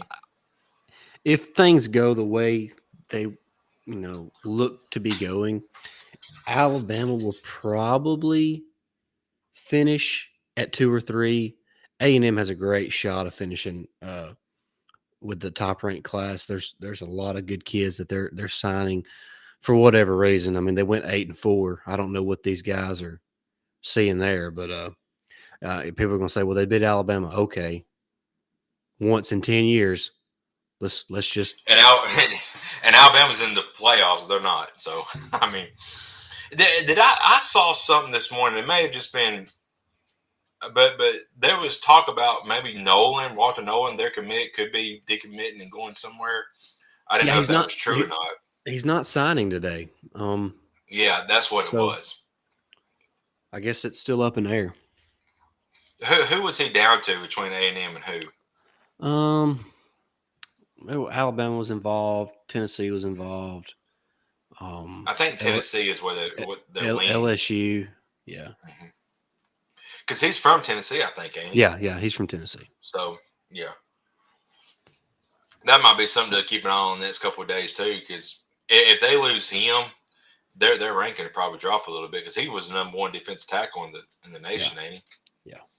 So A guy that could make a big difference either way is a guy named Anthony Lucas, a defensive lineman from Nevada or Arizona one, Arizona, somewhere out west.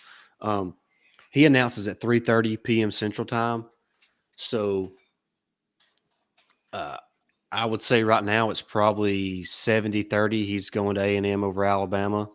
But, I mean, it's hard to – you don't count out Nick Saban until that ink dries. So, yeah.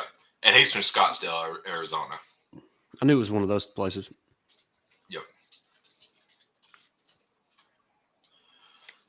Yeah, it's pretty much between Alabama and A&M at this point. I think Notre Dame was on him early, and they've kind of cooled off a little bit.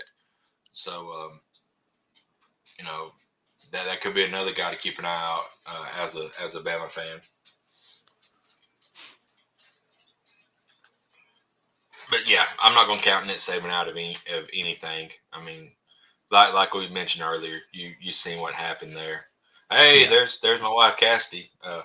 I took Cassidy off so she can work today. No, I'm just kidding. She so glad you're here. I bet she's on. It's her lunch break. So thank you for joining, Cass. I'm sure you missed a lot of the show because I don't think you got lunch until 1. But glad you jumped on. She texted me earlier and asked what I was doing. I said, I'm doing a podcast. So she decided to jump on real quick.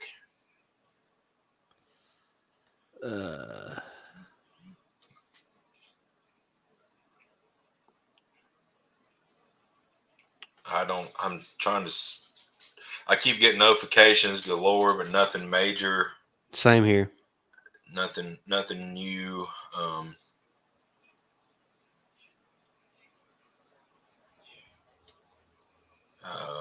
Nothing that I'm saying. Nothing breaking. Right. Let's see. Saying like right now, after Perry's commitment with Alabama, it moved them to the to On3's to number 1 in On3 consensus team rankings. Mm-hmm. So A&M is 2nd and Georgia is 3rd. I'm just looking to see if there's been any movement on the crystal ball per se.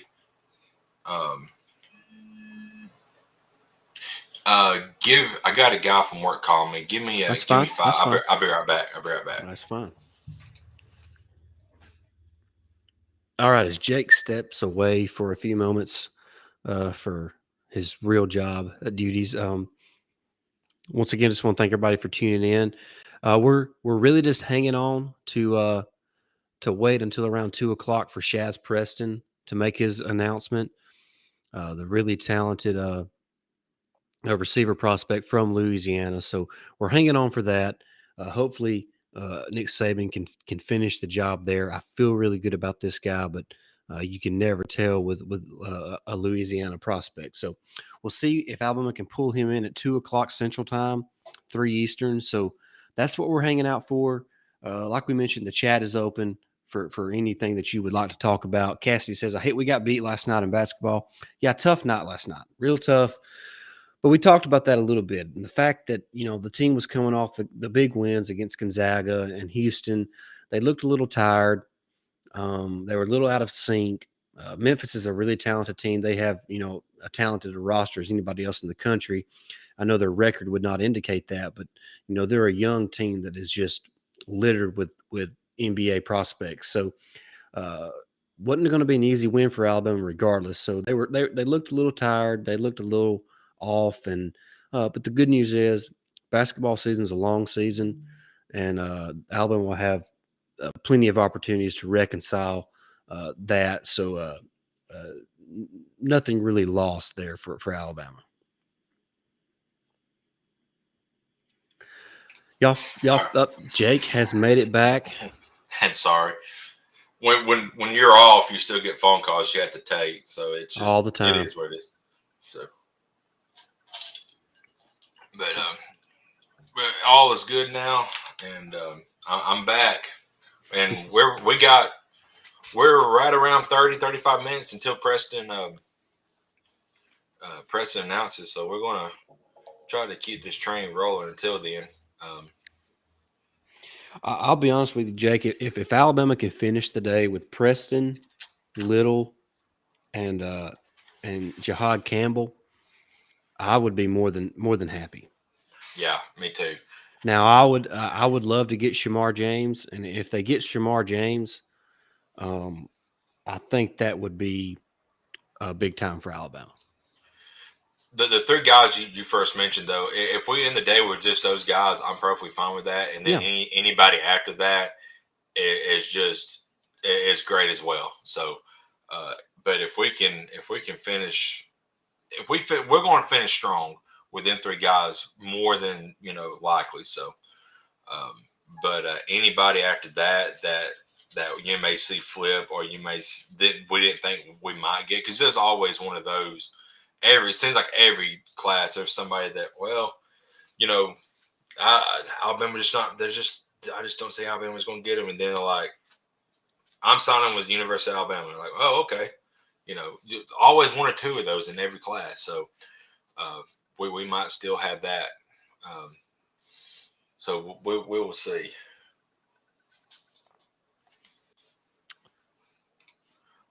Let's see. Sorry, that's my dog. no, that's no worries, no worries. I think she wants some more food. Come here.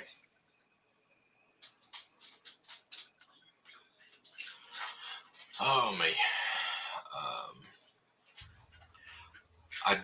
I'm not seeing. I was looking at the crystal ball target projections. I don't see anything moving per se Right. right now. Well, I'll be honest with you. I feel pretty confident that Alabama's going to finish with Preston, Little, and Campbell. I th- Hmm. I I feel good about all three of those guys. Um, I think it's too hard to tell on Lucas, Marvin Jones Jr., the, and maybe a guy like Kendrick Law who doesn't announce until Friday. But um, I don't have the feeling that Shamar James will end up in Alabama. I feel like he's going to go to Georgia. Hmm. Um, a Mobile kid, but we've went to Georgia and got some of their kids before too. So Oh yeah, absolutely. Dang. I just looked over. I just flipped over, and since we was talking about basketball, I was seeing the 2022 commitments for basketball. Brandon Miller and Jaden Bradley are both 5 stars. That yeah, is wow. They've got. I'm used to looking at their basketball recruit and only seeing 2 and 3 star guys. Maybe one's 4 star in a class. All of them are 4 stars, besides 4 or 5 stars, besides one guy so far. yeah, the JUCO Wow. kid.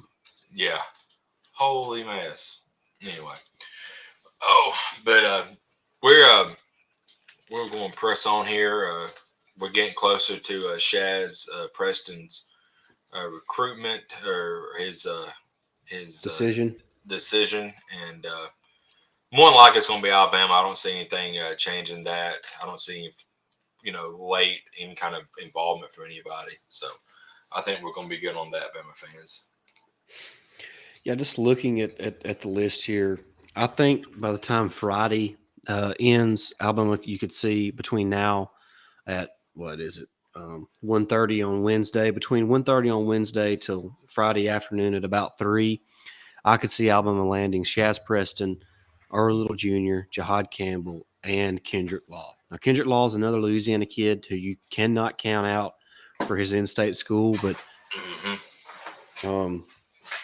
it's a little tougher to tell than maybe what Preston is, but I do like Alabama's chances.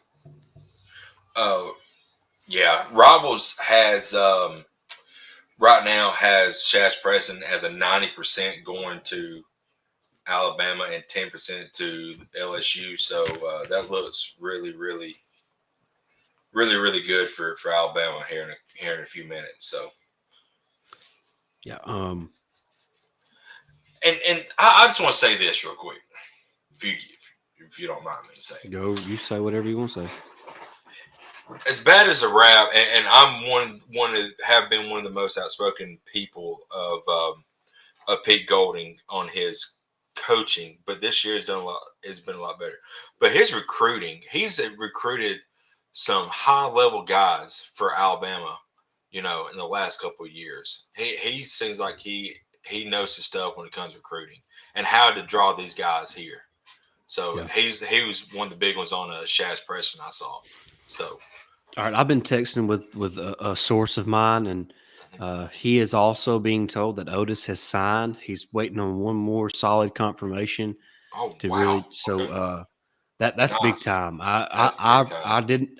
I don't want to say I had a bad feeling, but I had a little turn in my stomach because of the push that Lane Kiffin and Ole Miss made late on Otis. So holding on to him could be huge because I think he's a guy. Like we talked about earlier, if he can hold a good body weight, he can be a difference maker for Alabama along the defensive line. Absolutely, he looks like he's going to be the real deal here in a few years. And we've got big guys on campus already. Tim Smith, I mean that guy's going to get his chance next year, and I believe he could be he could fit in perfectly on that defensive front. Yeah. Otis skin. So I'm excited to get him on campus. So or your sources are 9 out of 10 times are correct. So man, I can't I'm glad to have that that pretty much confirmed, because like you said, Lane Kiffin wanted him real bad, and you saw the last 6 months he visited the campus 3 different times and was a part of I think a camp down there just a few short weeks ago. So, but One thing that our buddy Stephen Willis mentioned is that there's really not a lot of drama around Ole Miss here on the early signing day. So um, uh, that's really surprising because there's always drama around Lane Kiffin. yeah, Lane, don't ever change, man. I love Lane. He's so um, but it's I'm glad, because if there was going to be drama around that organization, it would have been Otis, and since he did come out early and said that, I kind of felt a little bit better. So if he has already signed his LOI, that's great. Just a reminder, the chat is open. We'll be live for around another 30 minutes or so until Shaz Preston makes his official announcement. So the chat's open. Jump in there. Let us know your thoughts, questions, concerns, whatever it is. We would be happy to discuss, anything with you. Even though this is a signing day special, we'll be happy to discuss whatever you'd like to discuss while we wait on Shaz Preston's announcement. But one other thing, make sure you are subscribed. If you're watching and you're not subscribed, hit the subscribe button. It just takes a second to do that. Hit the notification bell. Give us a thumbs up, and we would greatly appreciate that. I know we mentioned that we haven't been on podcast platform for the last couple of weeks, so we'll be back on there here shortly. But you can still go find us in the podcast, whether it's Apple Podcasts or Spotify. If you do Apple Podcasts, go down there, leave us a 5-star written review. I don't care what the written review says, but make sure you leave us a 5-star written review. That helps us out tremendously as well. So we would greatly appreciate that. And we love the support that we get from everybody that listens to us. So Just excited to continue to bring new podcast episodes to you as often as possible. Absolutely, man. According to the CBS Sports, the Nets got up before Shaz. Derek Moore, he's up here at 145. They had that Kelly guy at 2, but apparently so I don't know what happened there. It still is not updated to where he's signed to. So I'm not sure if he postponed his announcement till later. Like I said, neither one of those guys are Bama guys, but I'm just trying to keep you guys up to date what's coming up. With the next 10 minutes here, and then of course we got about 20 minutes, 25 for Shaz. Yeah, and Shaz will be on ESPN2. That's where his announcement will be made. So at 2 p.m. Central Time. So we're really looking forward to that.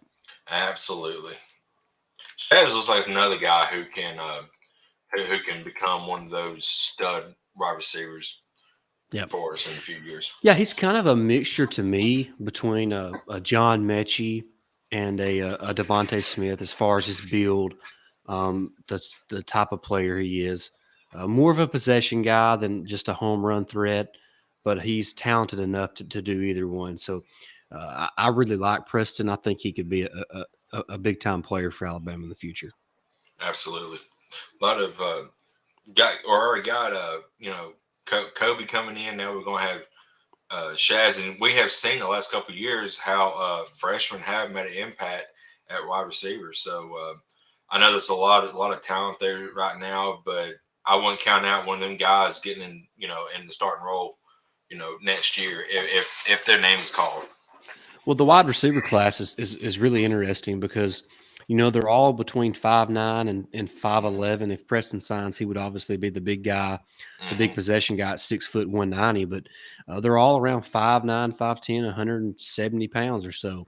Right. And when you talk about Aaron Anderson, Kobe Prentice, Isaiah Bond, they're all kind of in that mold. So, and I know I'm missing somebody, but this it's kind of crazy because last year's class you saw guys like Ja'Cory Brooks, Jai Hall, who were 6'2" or 6'3".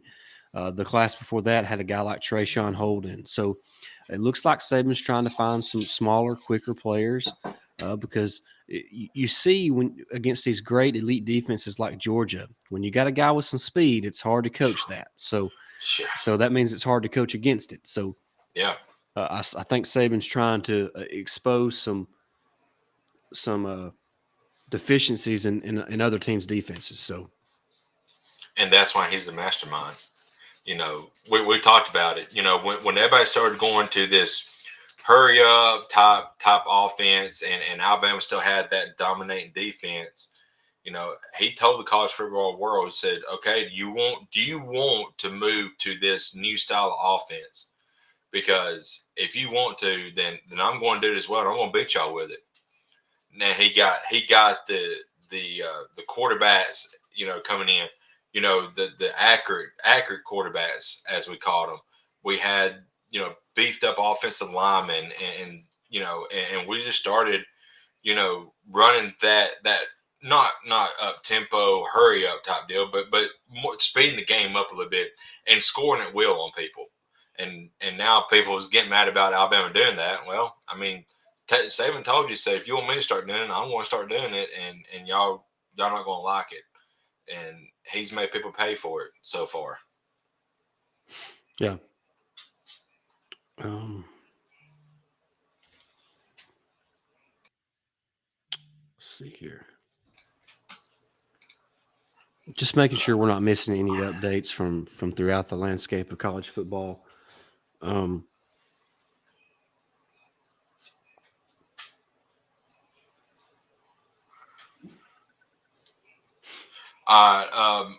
Apparently, Malik Kelly has postponed his commitment because now it's not even showing up on their board. He isn't, so I'm not sure what happened there. So that I don't even know who he was intending to go to. Yeah, not really sure. It's hard enough to keep up with the guys who are interested in Alabama, much I less. know for sure. Yep. Let's see.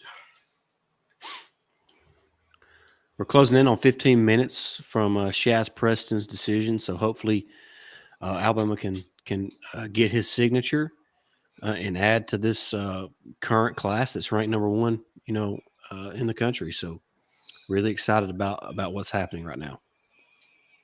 Absolutely. All right. Let's see. Getting closer to Shaz's time, and man, I'm and then of course like we still got some guys later on this evening, but there's still time for Alabama to land a couple more guys outside of Preston. So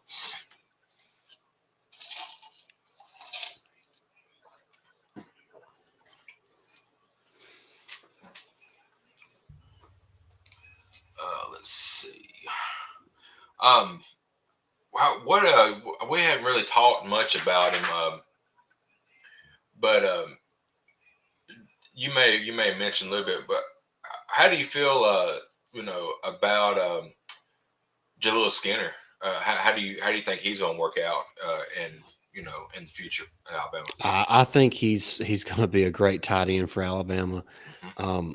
He is but tight end's another position that's so hard to project because at the high school level, they're so much bigger and faster than the guys they play against that it just makes it really tough to gauge. So, and I do have confirmation now that Jahim Otis has indeed signed with Alabama 14 minutes ago.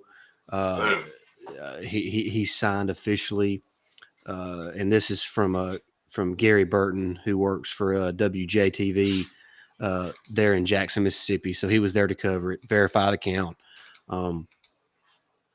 So big time news there. Man, that is huge. That's awesome. That's a big time pickup on that defensive line.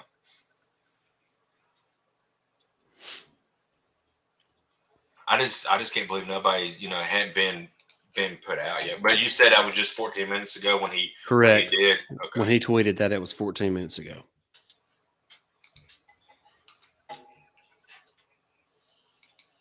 I figured that would have been more more talked about nationally because I mean, like you said, he's a 4 or 5 Well, star guy. if he had been uncommitted today, true. That's true. yeah, but he's been a pledge to Alabama or a commitment for Alabama for some time now. So Okay. that would be why he didn't receive a lot of national recognition leading up to his his signing. Just looking at a few things, don't see anything major coming down the pipeline at this moment.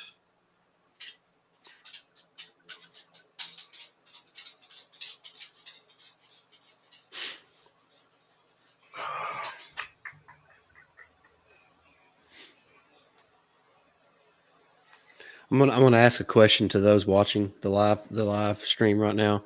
Is there anybody that is not an Alabama fan that's watching right now? This is a good question. I'd like to know.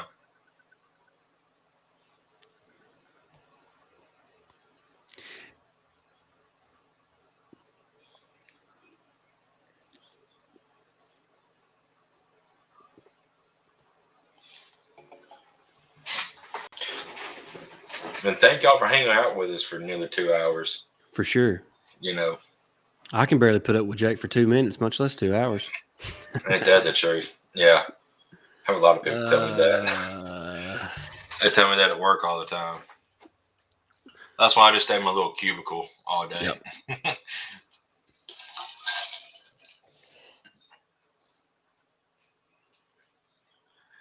I figure once everything gets processed, the Alabama football Twitter account will talk about Otis on there, and it ain't shut up yet. So what I'm betting has happened is I bet he did send his signed letter of intent early this morning, but he just held his kind of ceremony this afternoon, so people at school could be there and all that type of stuff. So I imagine that's probably what happened. So they're probably just waiting.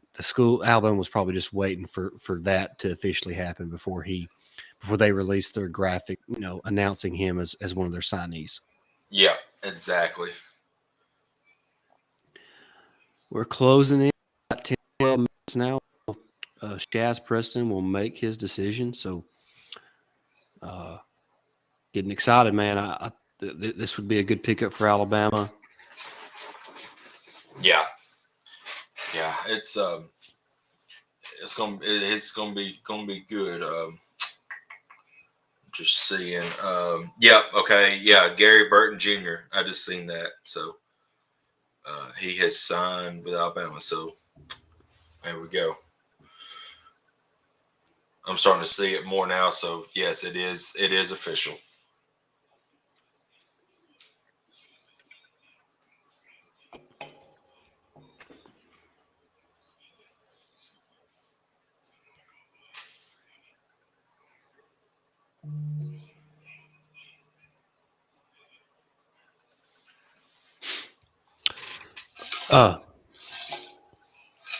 As we anxiously await Shaz Preston. Jake, let's talk for a few minutes about just a quick look at Cincinnati and what you think might happen there in the Cotton Bowl Classic. Yeah. If Alabama plays their game, they're going to steamroll Cincinnati. Cincinnati's got a good team, but I mean, honestly, have they played anybody that is a top caliber as Alabama? I don't think Notre Dame is that team, and I know they beat them. But Alabama's a different animal when they're playing their game, and we saw that just a few weeks ago. I can see Cincy keeping it close, maybe the first quarter and a half, and then maybe by halftime, starting the third quarter, Alabama just starts rolling away with it. But I can also see Alabama taking the ball and destroying them from the get-go.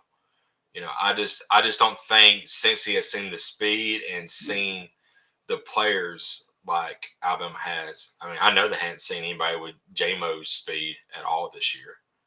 So, no, they hadn't seen J-Mo, so they hadn't seen anybody with his kind of speed yet. Exactly. So how like you said, you can't coach somebody to cover a guy who can outrun your defense. So right. I mean, unless you leave, but I mean, we saw it in the Georgia game. They tried to leave a safety over the top on him. He still outran the safety and the corner. Yeah. On that touchdown pass. So I mean, once he gets past you, and now Bryce is throwing an accurate, deep ball. It could get ugly early. Now I'll say this: that Cincinnati has a couple of really good corners. They do. So that's going to be an interesting matchup because John Mechie is not going to be playing. So who is there to kind of play Robin to J-Mo's Batman? So is it going to be Ja'Cory Brooks? Is it going to be Trayshawn Holding? Is it going to be JoJo Earl, who could possibly be back for then? What do they do with Slade Bolden in the slot? So could we even see a guy like Jaleel Billingsley play more out wide? We've seen him play there several times this season. So I'm anxious to see what the coaching staff does with the absence of John Mechie offensively. Can the offensive line continue the success they had against Georgia as far as being able to communicate well, make the right calls, be in the right assignments? Because if they do that against Cincinnati, they'll be able to run the ball.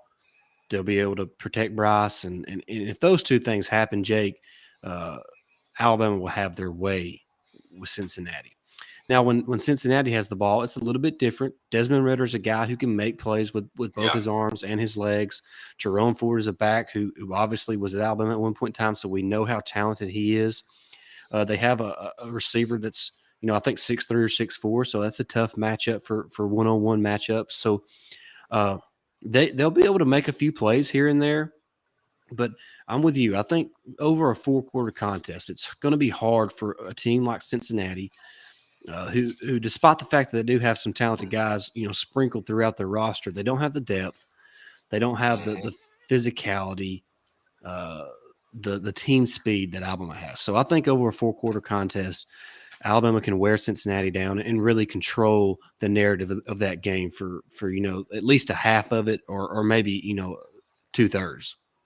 Absolutely. And you talked about depth. That's what Alabama has done to a lot of depth depleted teams this year.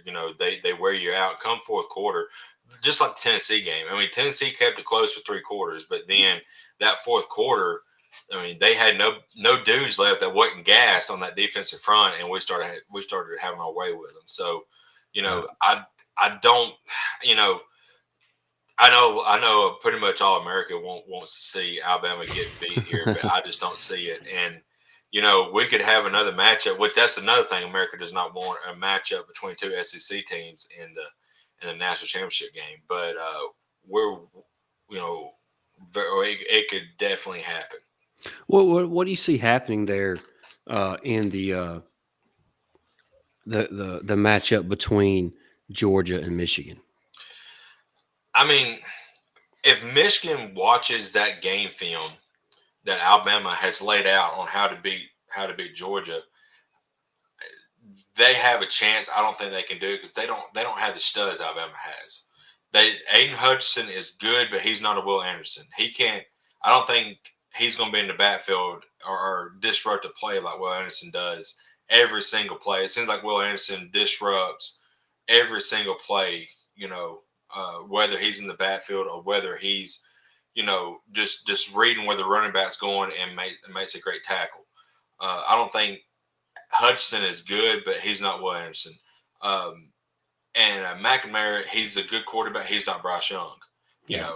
And they do run the ball with some success. So if they can get through the front seven and have success in the secondary, running the ball, getting the second and third level in the second, running the ball, it could become a bad day. But Georgia's just too talented. I think Georgia overall is going to win, and they may win by 14, 17 points. Okay.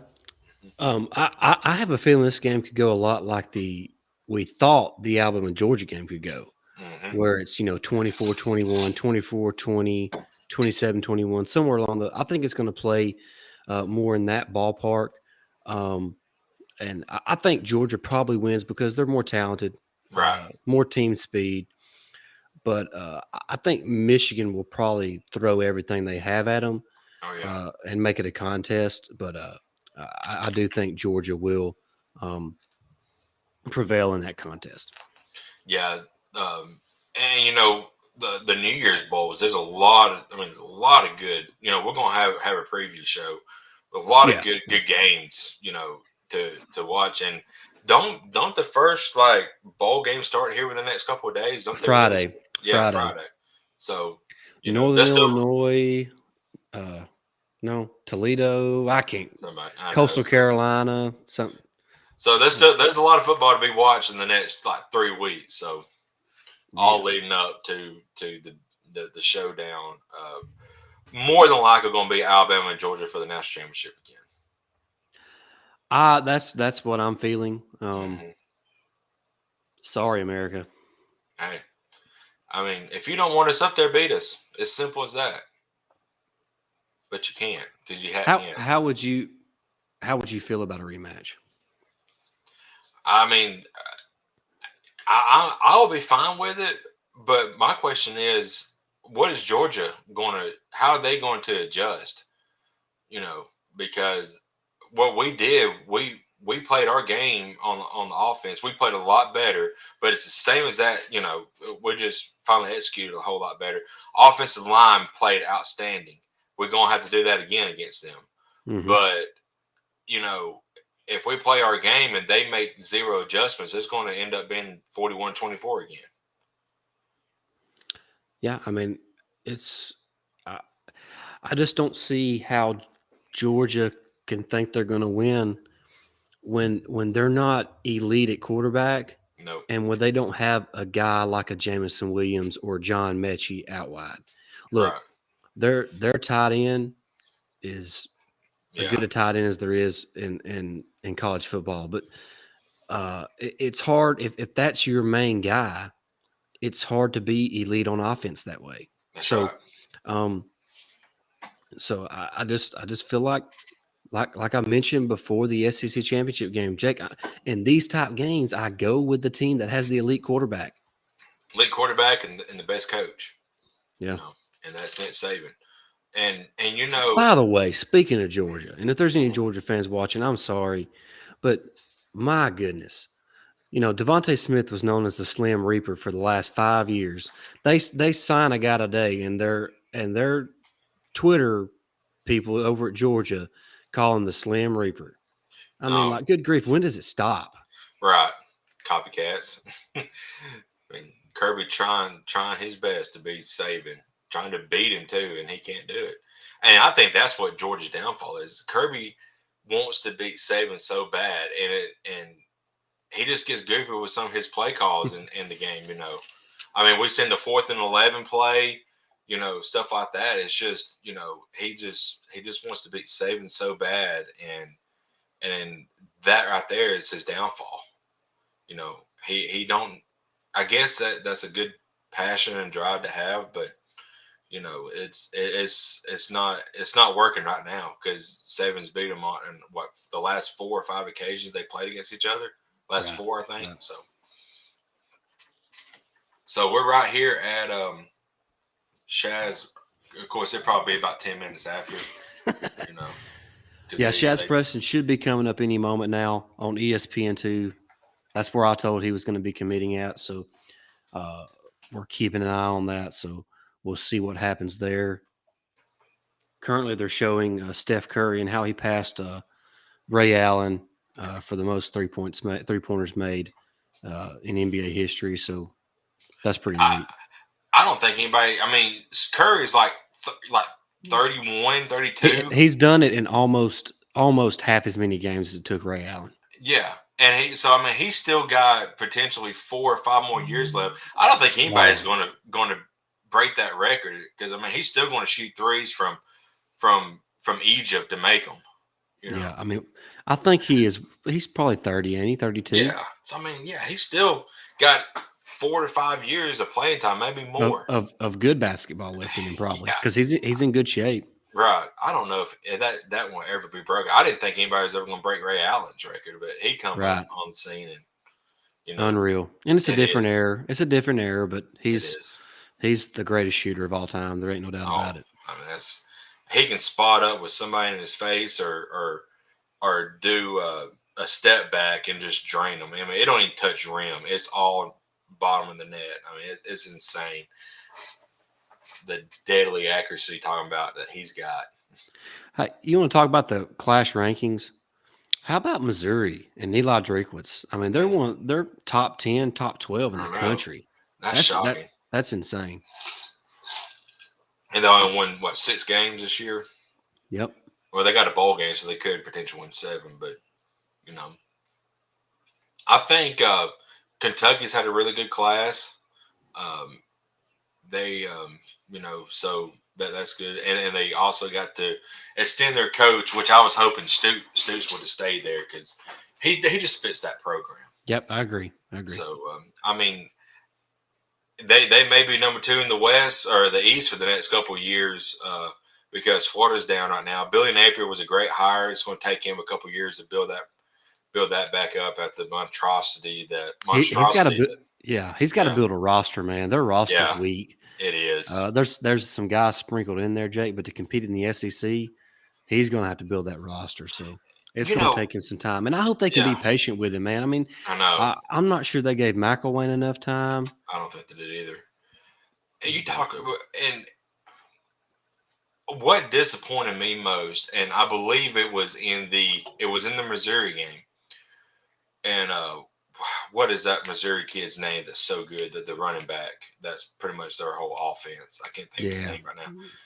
But on one of those is in the overtime, Brandon Cox had his hand on him and didn't after that, and he just went on to buy. He just stopped. He never tried to make a play or anything. That team just gave up on, and I mean, I guess for obvious reasons, but you can't have that negativity in the locker room. So either that's going to have to change, or Cox needs to be hitting the door and Billy Napier needs to be telling him to find somewhere else to play because you don't want that bad apple on the team, especially when you're trying to rebuild. Exactly. So Exactly. Well, we're like we said, we're closing in on Preston's decision. It should be within the next 5 minutes or so. So we're excited about that. I guess the biggest news of the day is the fact that Travis Hunter, who was originally committed to FSU, that's insane. has signed with Jackson State and Dion Sanders. So Dion Sanders making a splash. Hunter signs a massive $1.5 million NIL deal with Barstool Sports. So welcome to the new age of college football. That's right. And what's insane was Mike Norvell got his contract extension yesterday. He loses out on his number one recruit today, and there was what they call spaces in Twitter that was saying fire Matt Norvell. Yeah, and over 2,000 people were in it. Yeah, I'm like, 24-hour difference. It's crazy. Why would they give him an extension? I don't know.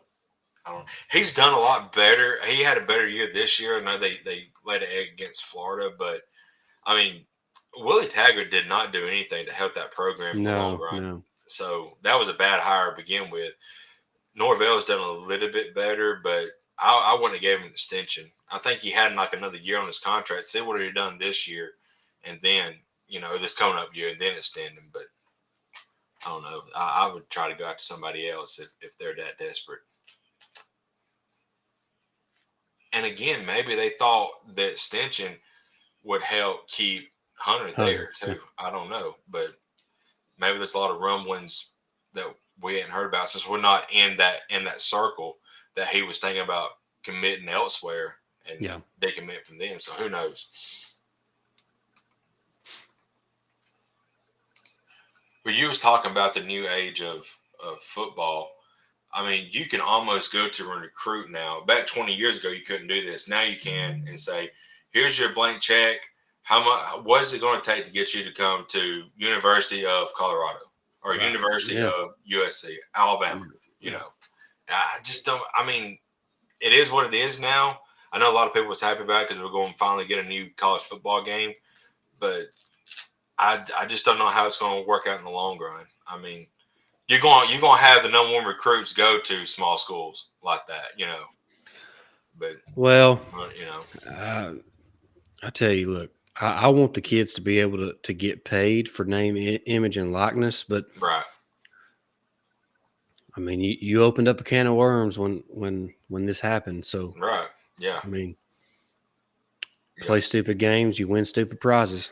Oh yeah, if you can buy their jersey, they ought to be able to get something. We've been buying jerseys for years. Yeah. And they haven't been able to get anything. So. And that's fine. But where does it end? Right, exactly. Where does it end? It doesn't look like there's no end into it right now. Yeah.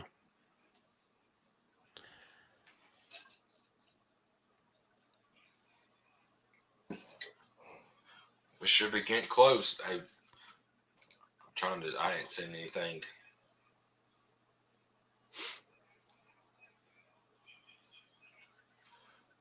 Not seen anything new come up. By the way, while I'm here, YouTube TV is having a dispute with Disney, which means that if Friday it doesn't get fixed up, I will not have ESPN and Disney and all that anymore. So, if somebody from YouTube TV is watching this, get your act together and get that fixed, or you're going to lose millions of customers. Yeah. There's literally probably 20 to 25 people at my work that have YouTube TV, and every one of them says I'm dropping it if they drop ESPN. What's the dispute about? I'm sure it's over money, Jake. That's true. Well, Shaz Preston is about to make his announcement. He has Georgia, LSU, Southern University, and Alabama, and looks like another hat on there on the table, maybe Texas. Fisting to find out where Preston will be headed. So anxious to see where he picks. As soon as he makes a decision, we'll chat about that for a couple minutes, and then we're going to ease our way on out of here. Yeah, probably more than likely going to be Alabama, but I don't foresee anything changing within the Roll next Tide. 5 minutes. Roll Tide. So Oh, yeah. Shaz Preston will be signing with the University of Alabama. ESPN has him as the number 3 wide receiver, number 15 overall prospect. Big time there for the Crimson Tide. The rich continue to get richer. Super excited to have him in part of the class. Absolutely. We talked about he could make an immediate impact along with Kobe Prentice. Big pickup. Maybe he's the next one to come in, but we still got a few more here in a couple hours. But we won't be here that long. But great to get him, and what a way to end the show, having right. Shaz Preston commit. Yeah, we had really good bookends at the start of the show. We got the commitment from Curtis Perry. We end the show with the commitment from Shaz Preston. So really good show. Appreciate everybody watching. Stay tuned to to different to guys. Earl Jr. making an announcement at 3 p.m. Jihad Campbell at 3:15. A couple other guys to listen to watch out for is Anthony Lucas at 3:30. Shamar James at 5 p.m. So make sure you're tuning into all that. We appreciate everybody watching for this 2-hour live stream of National Signing Day. We're going to hit the road now. We appreciate everybody watching. Roll Tide. Roll Tide.